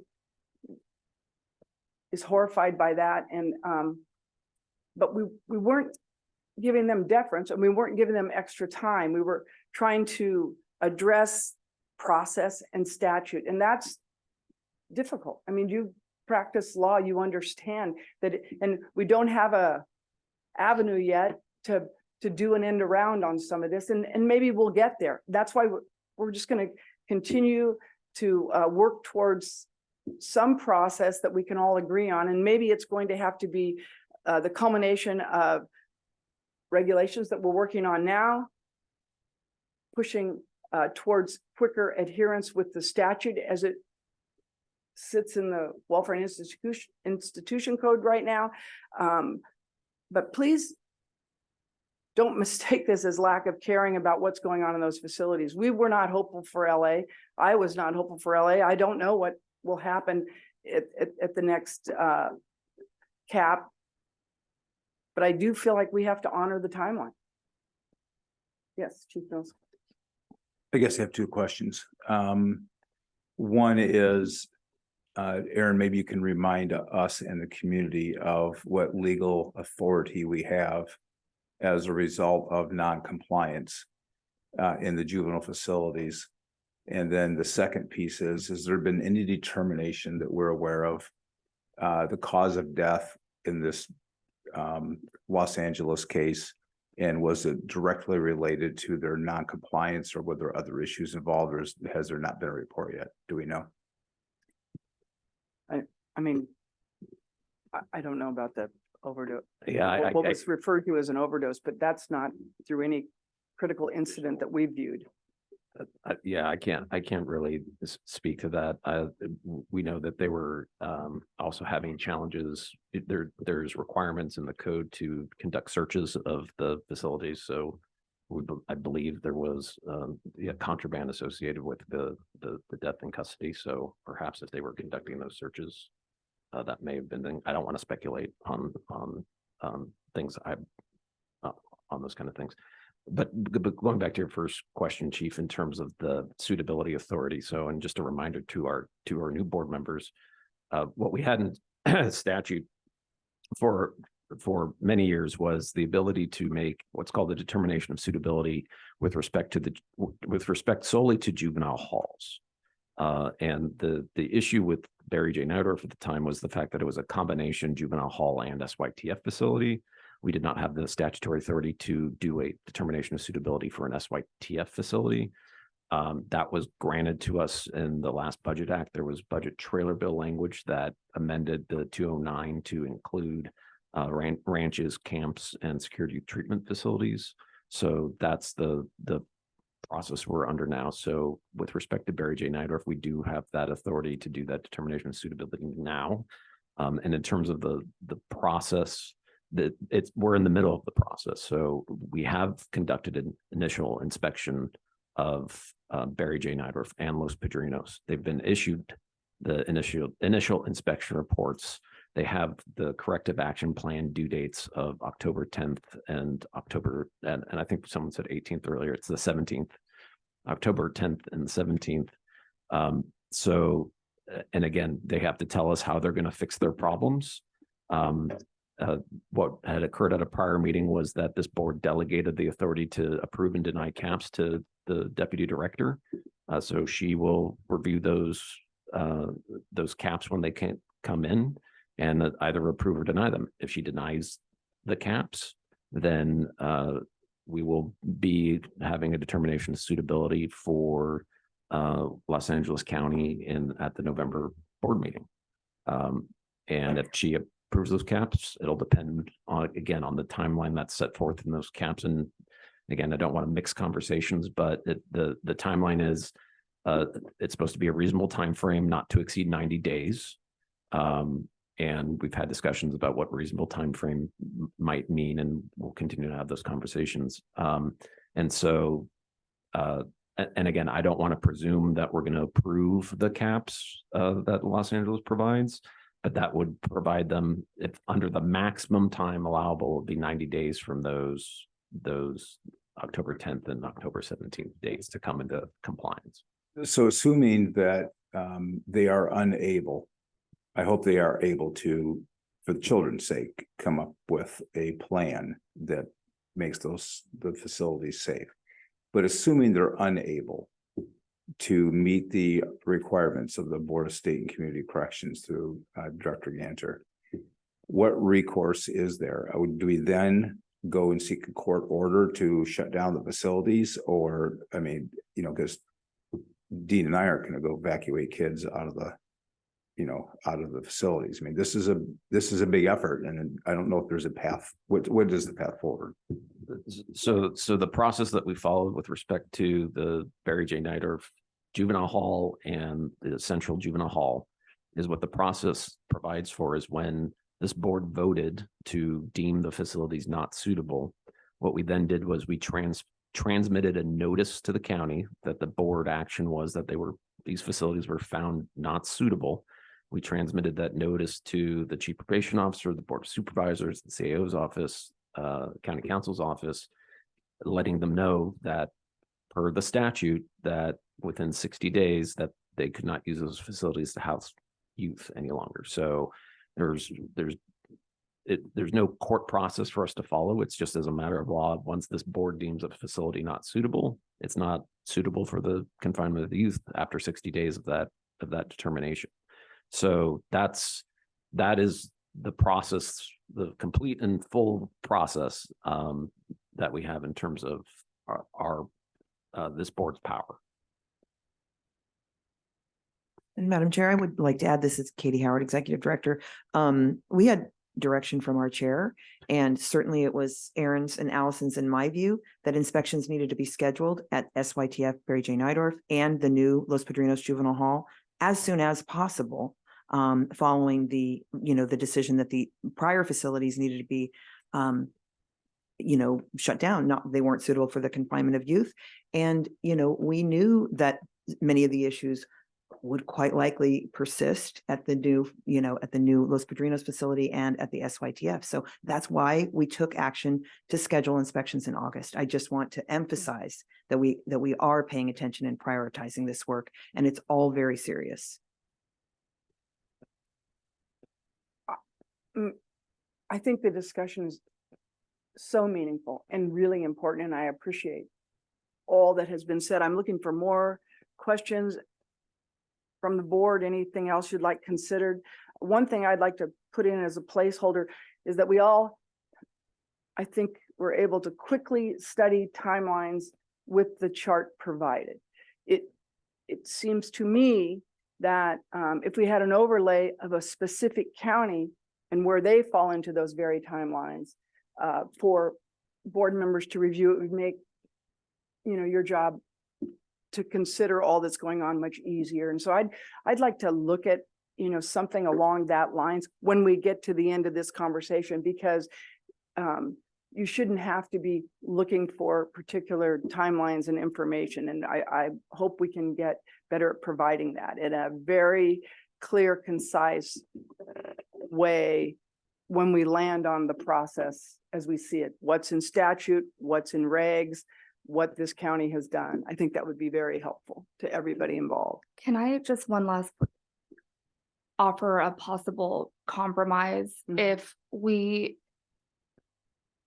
could vote to authorize an immediate notice of unsuitability for LA County if the caps that are submitted on the 10th and the 18th are not sufficient, rather than wait until November. I'm not sure we can vote or take action on an item that isn't agendized for action, but that's up to council to tell us. Doesn't that happen anyway? Yeah, if they're not approved, that's what would happen. Yeah, anyway. It doesn't require a vote, is what you're saying. If the cap is not approved. Correct. Right, but it would still be agendized for the November meeting as a determination of suitability. Right, but as a compromise for this gap in time, can it just immediately go into effect on those dates on the 10th and 18th? Oh, I misunderstood. I thought you wanted to vote right now. Well, if voting is not the way to do it, whatever mechanism to be able to just come to an agreement that if the caps are unacceptable and improper, not enough, Not approved, not right? approved Mhm. on the 10th and the 18th, that it's an immediate unsuitability. It will be. No, A notice to the county, isn't that what happens if we have not? I believe, and correct me if I'm wrong, you're suggesting that the board just deem the facility not suitable. They Oh. have 60 days to a vacate from the determination of denial of the suitability. cap. Is that what you're suggesting? Yes, that they're deemed unsuitable at that time. I see. I'm sorry. And I was saying we would notice the determination of suitability for the November board meeting. yeah, and I would suggest that motion would not be appropriate because that's Because not of the notice issue. because of the bag leaking notice issue. That's not an item on the agenda. Yeah. I thought we could not vote on, okay. Anything else? Nothing at this time. Thank you. Anybody else? All right. That then would close item H on our agenda, and we now move to the portion of the agenda which is open for public comment on any item that you would like to address. And once again, we'll hold that to 2 minutes and look to San Jose for any public comment on any item prior to adjourning the meeting. Supervisor Chavez. None here. Thank you. Yeah, look into the room. I have 3. We have comment cards. We'll let them go first. They're in the corner. So do you have 3 in the room and how many online? Currently we have 2. Okay, I'd like to close the queue online, Okay. please, and then we'll take the comments in person. There you go. So, first we have Cheryl in the room.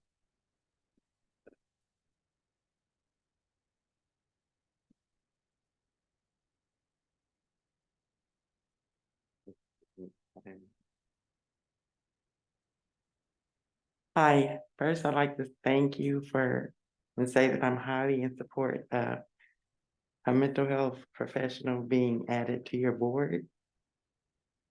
And I'm also a family of Saving Lives in Custody campaign with Yusuf Miller.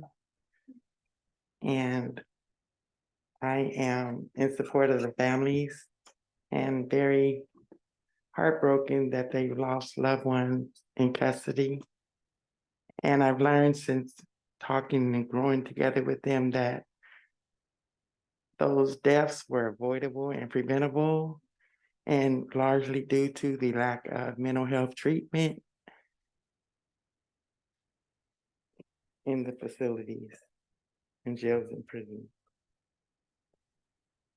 Now I'd like to be the voice of my 2 sons. My name is Cheryl Canson, and I'm from San Diego. And I founded an initiative called Treat Me, Don't Mistreat Me.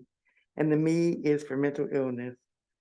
This initiative creates a platform for advocacy for mentally ill people to be seen and understood that they deserve human dignity and respect.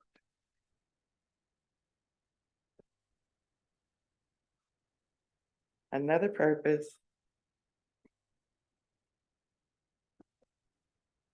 purpose is for families to amplify the voices of their loved ones in custody struggling with having their mental health needs met.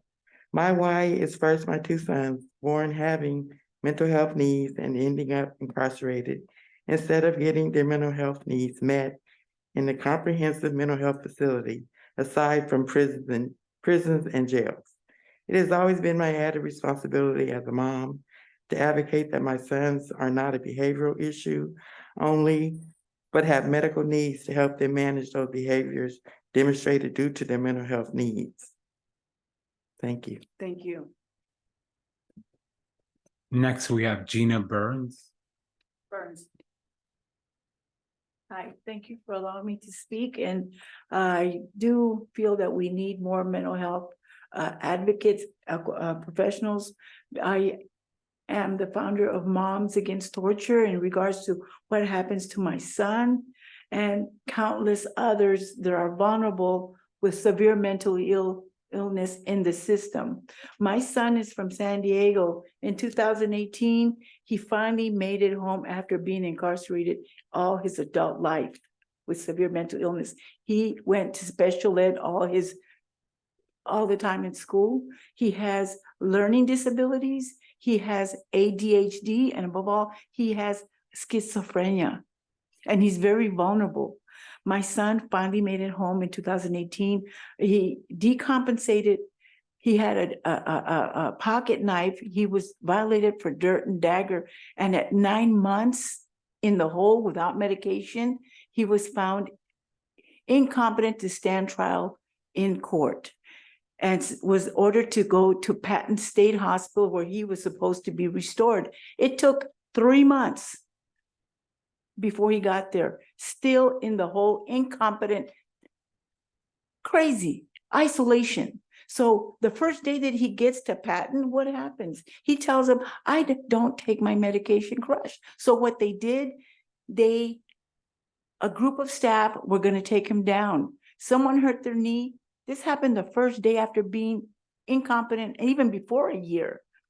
Where does he end up? He ends up in Rancho Cucamonga, indicted and allowed to take a plea. What the heck happened to the incompetency to stand trial? He goes to prison, does his 2 years where he's jumped by the COs because he passed out because of his medication in the sun. Finally, I'm telling them after being 2 years in Atascadero, his parole, he has 1 more year to go.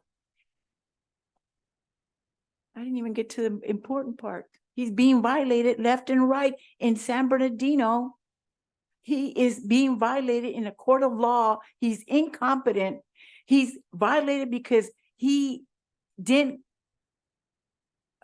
his ankle bracelet. This was in last November of last year. He's been violated 5 times because they leave him out in the street like a damn animal. He doesn't know anyone. He doesn't have any money. He doesn't have anything. I have gone down there and filed a missing persons report. He's in there right now for the 5th time. He gets out October 23rd. All right, I'm gonna have to. He looks like a Nazi prisoner ready to die. They're killing him. Okay, I hear you. My heart breaks for the mentally ill. You might not hear me. This needs to stop. This needs to stop. If they don't give a damn about the kids, what about the adults? Thank you, and I apologize. I'm not trying to be rude, but it's an urgent issue.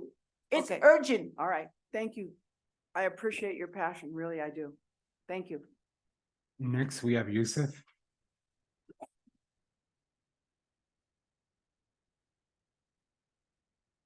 My name is Yusuf Miller, North County Equity and Justice Coalition Saving Lives in Custody campaign. And when, of course, as you heard the stories, we need the badge and the gun out of mental health, badge and the gun out of addiction, the badge and the gun out of homeless outreach. All we're doing is highly incarcerating these groups, and we don't even have space for them. We don't have the technology. We don't have the skill set to properly take care of these people. That's why we're so happy that SB 519 and AB 268 is requiring some kind of recompensation of this board. As I said earlier, when we're talking about sort of a cop shop, we need community inside this board to look out for the community. We know what we want. We know what we need. Instead of being in such a sounding board where you're going to hear echo chamber back and forth from people who are law enforcement or prior law enforcement. We have family members who will fit these descriptions of preventable deaths in custody. San Diego County, our site, Elisa Serna, she died in 2019, just now getting her case to court, 2023. We have Kevin Mills, Saxon Rodriguez, Omar Moreno Arroyo, Raymond Vogelman, Gilbert Gill, Matthew Settles, all preventable. All these deaths were preventable. And when we see in LA County and Riverside County, which last year, Riverside County was the 2nd worst in custody death rate in the entire state.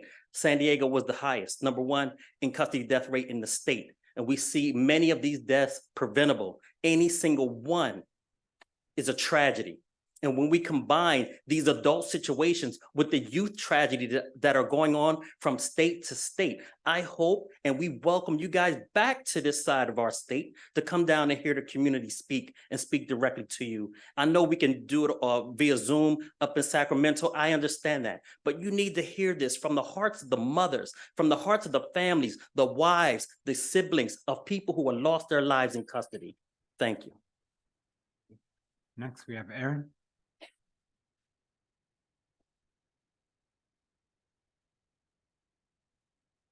Erin Palacios from the Youth Law Center. Today's reminding me of the 2021 Los Angeles Legislative Analyst Office's report questioning whether or not this board could remain objective with respect to what it oversees given its makeup. And I think watching it today makes clear that really it cannot. The timelines that were discussed today and the number of times due process was said with respect to a county were kind of alarming. They do not have the same due process rights that a child would have or an adult would have as an individual. The statute is clear, but it does not say that a facility has 90 days to come into compliance from the date of its corrective action plan. It simply does not say that.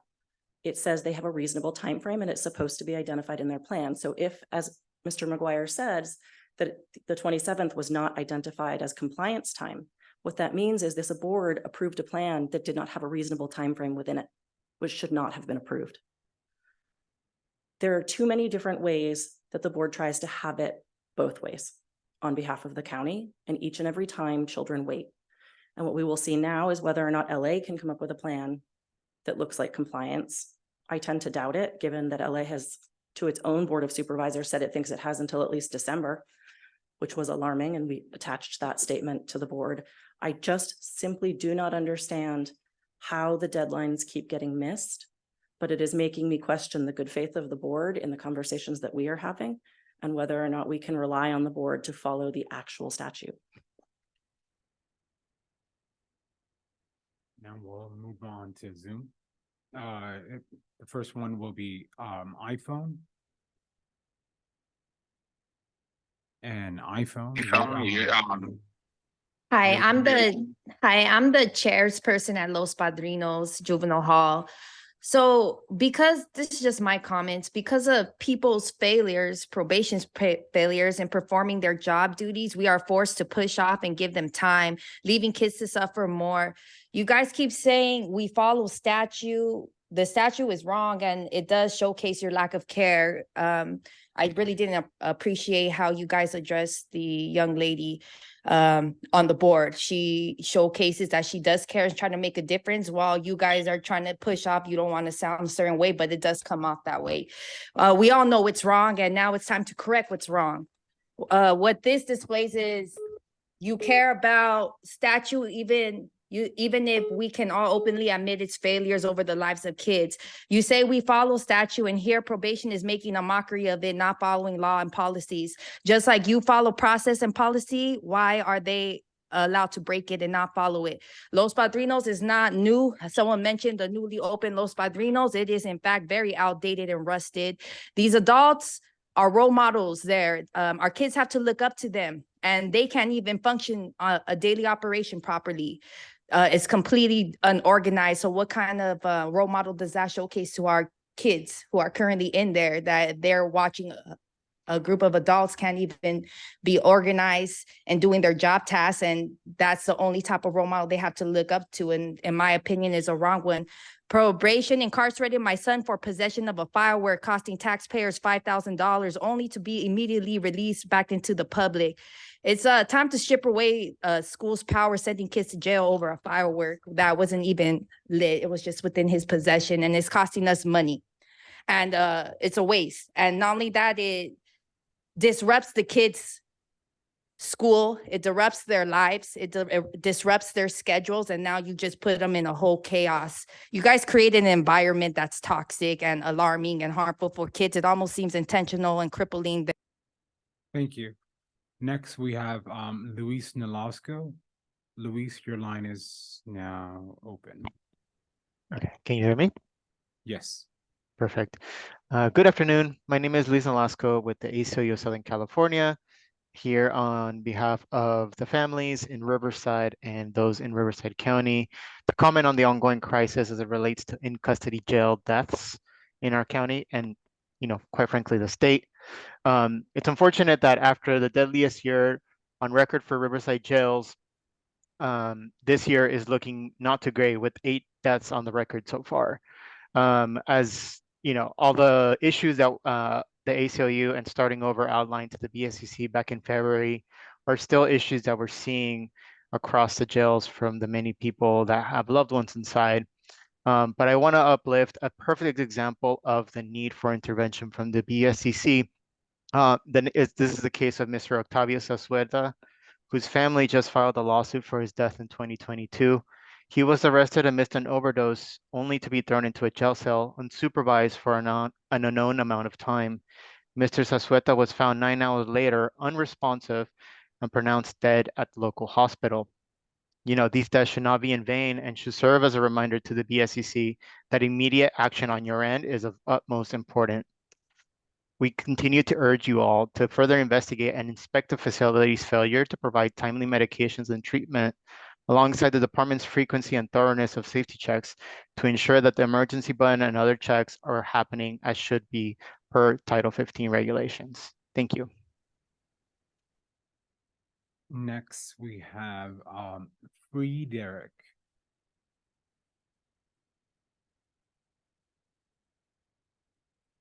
And your line is now open.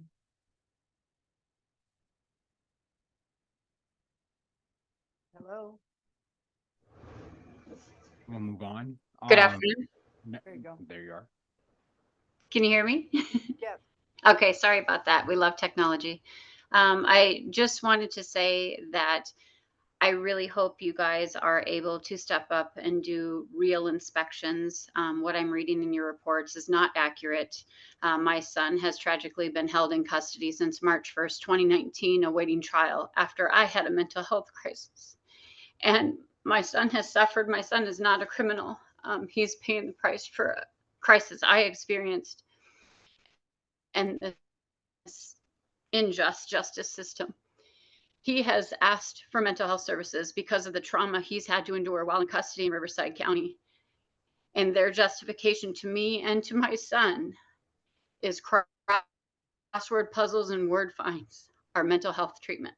The conditions within Riverside County jails are not what we're seeing in the reports. So I just beg of you to please do what you can. You see all of these young men and women losing their lives, family members have to bury their children when they're still awaiting trial. These young men and young women dying in Riverside County were innocent. They were awaiting trial. They had not been proven guilty and they got the death sentence. And I think that there's more we can do as a community to fight for our community members and to ensure the people that we pay with our tax dollars are doing their jobs. Thank you. Thank you. We have 2 more left, and the next one will be Sean.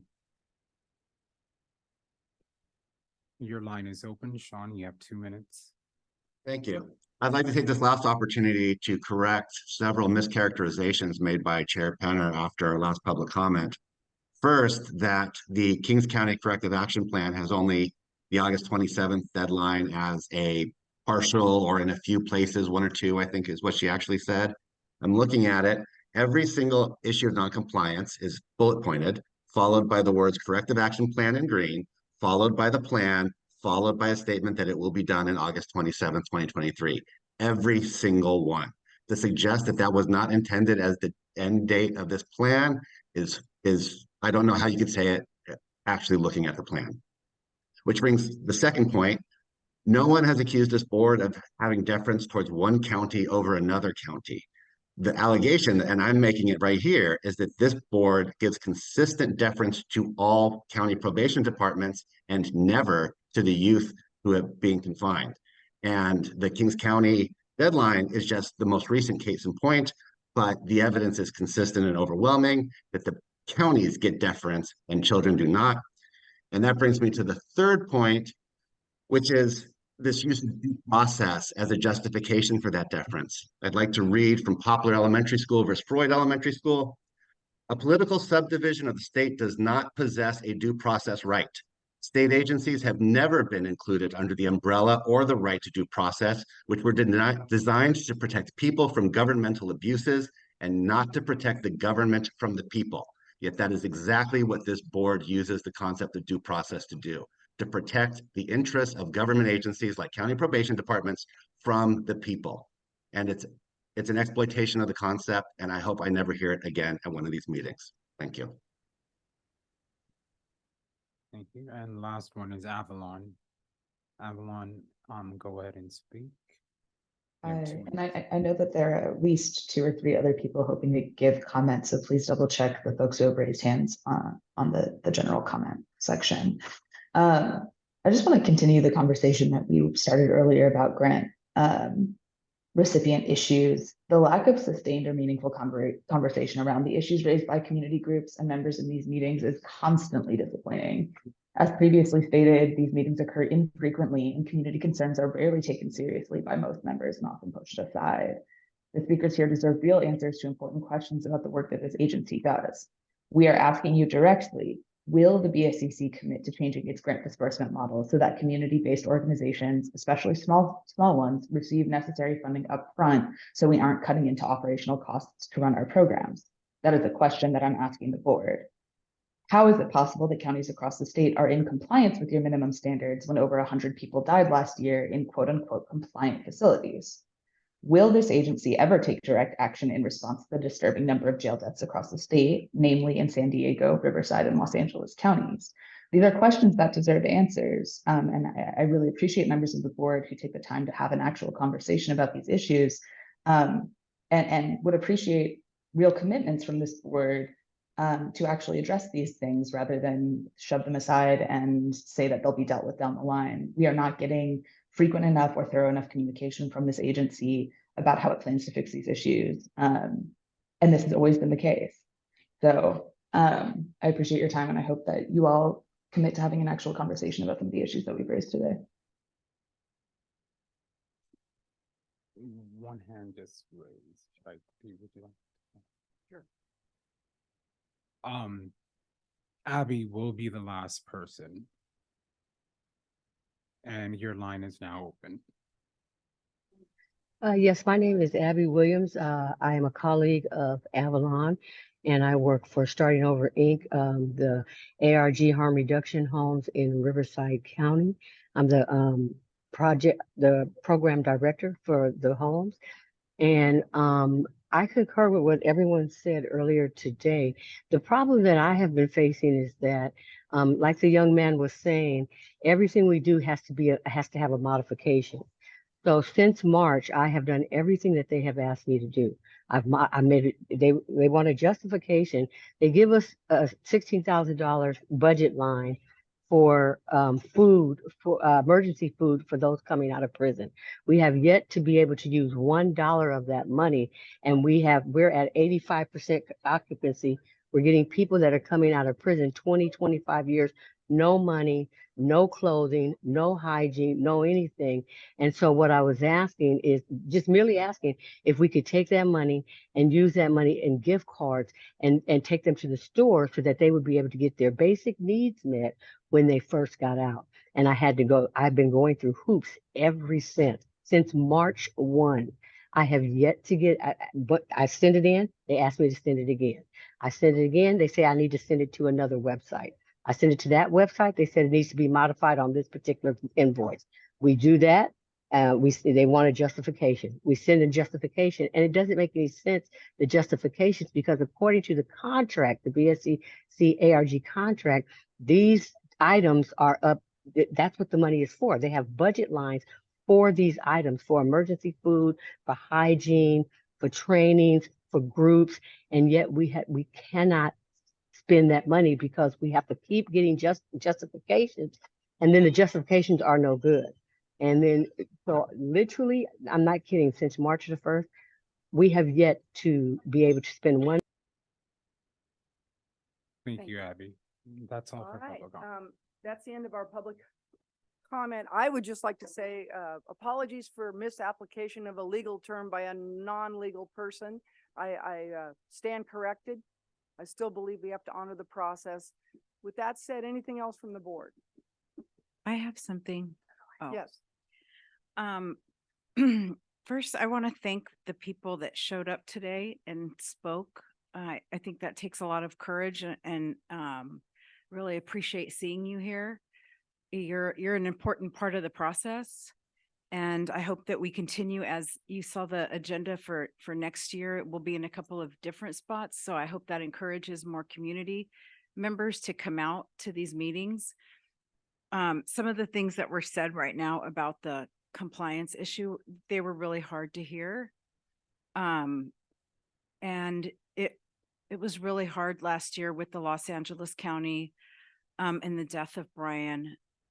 So to hear about it, that it could possibly be again in Kings County, it's really hard to hear, but it's a needed conversation, and I really welcome that here.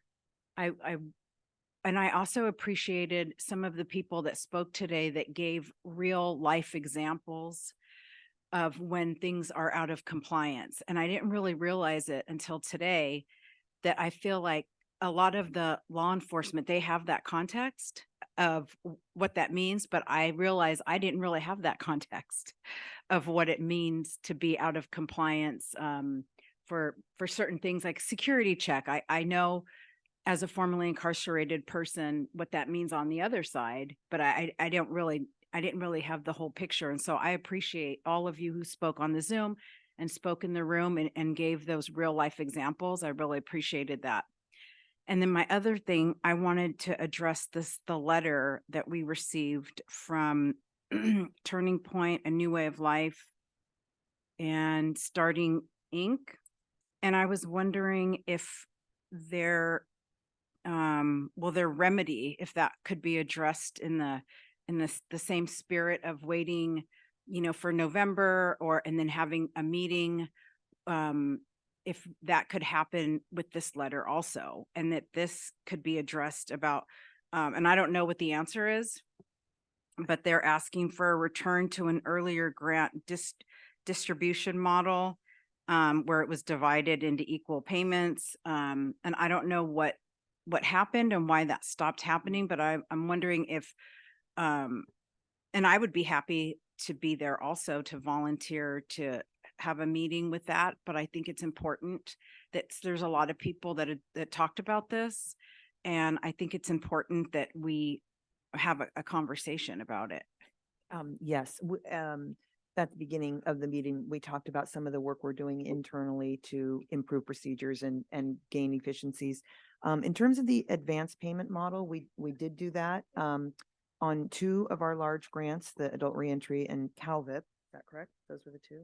Yeah, that had advanced payment models. There is some possibility that I think there's a legislative proposal that would have that as a possibility in CalVIP. And I think we are willing to have further conversations and talk about ways that might be possible to do going forward. There are some difficulties as well. I think I hear you suggesting, Norma, that we schedule a meeting with the organizations that sent the letter so we can talk with them directly prior to the November meeting.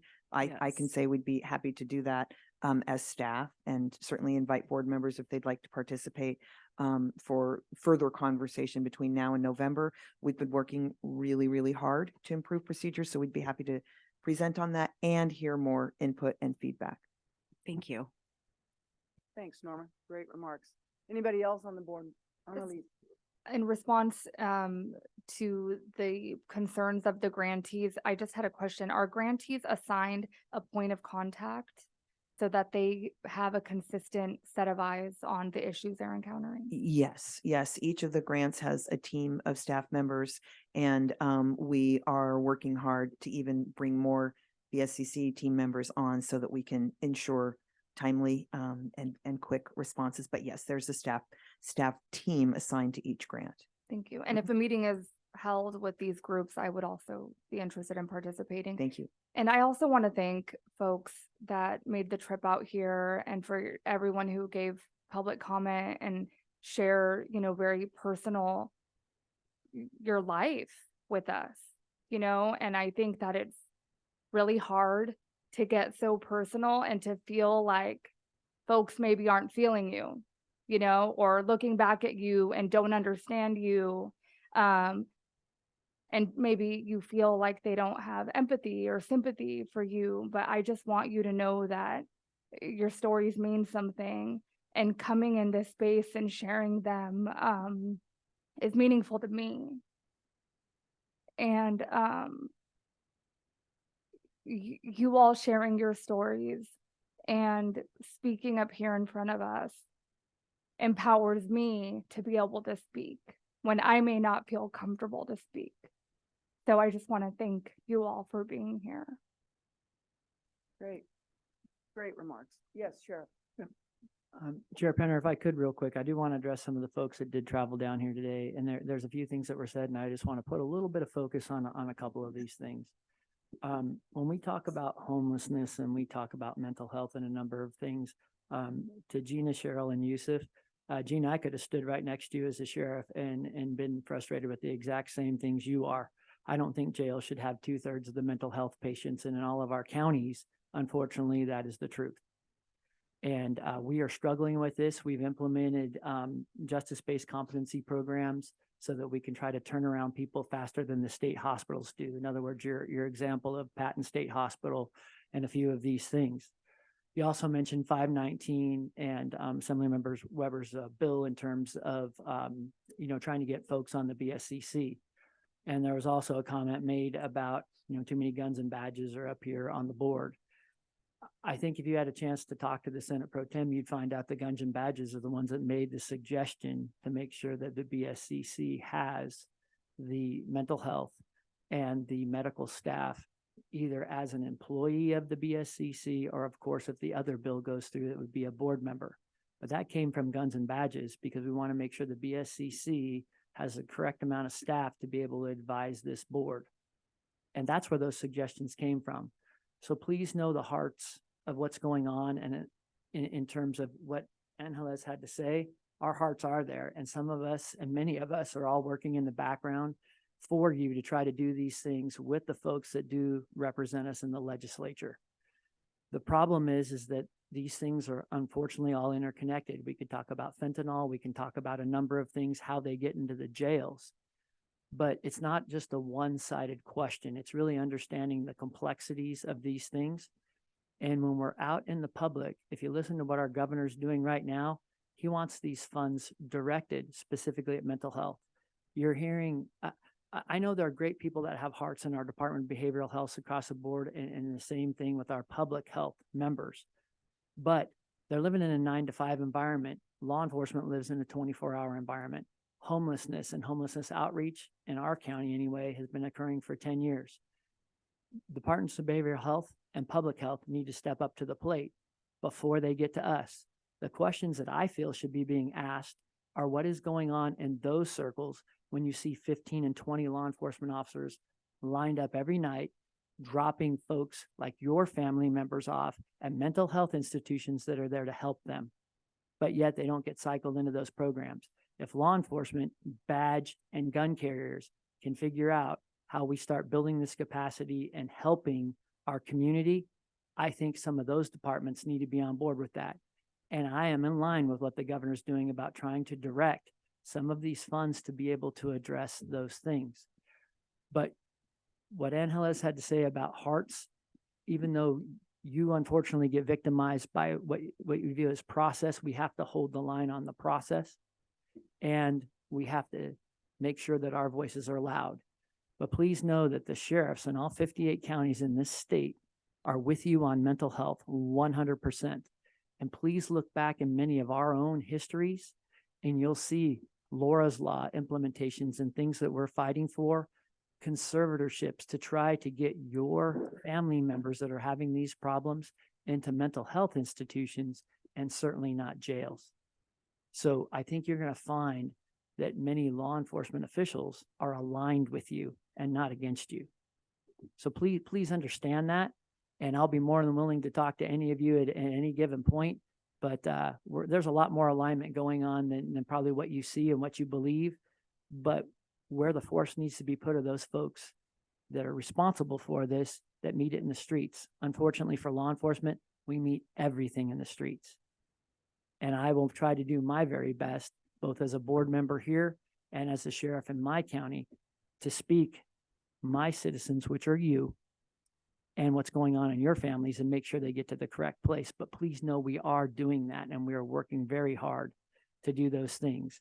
And I think if you saw some of our conversations, they would mirror yours. Thank you, Sheriff. Anyone else? Well, I appreciate, as everybody said, everybody that attends, everybody that gets up and speaks, those online. I really want to honor the interface, and we're moving towards a desirable end here. I don't think it's simple, but I think after a meeting where we hear the kind of input we do, we get closer and closer to it. I appreciate board members and their sentiments. And with that, we'll close this meeting, and unless something otherwise happens, the next meeting is scheduled for November 16th. So thank you all.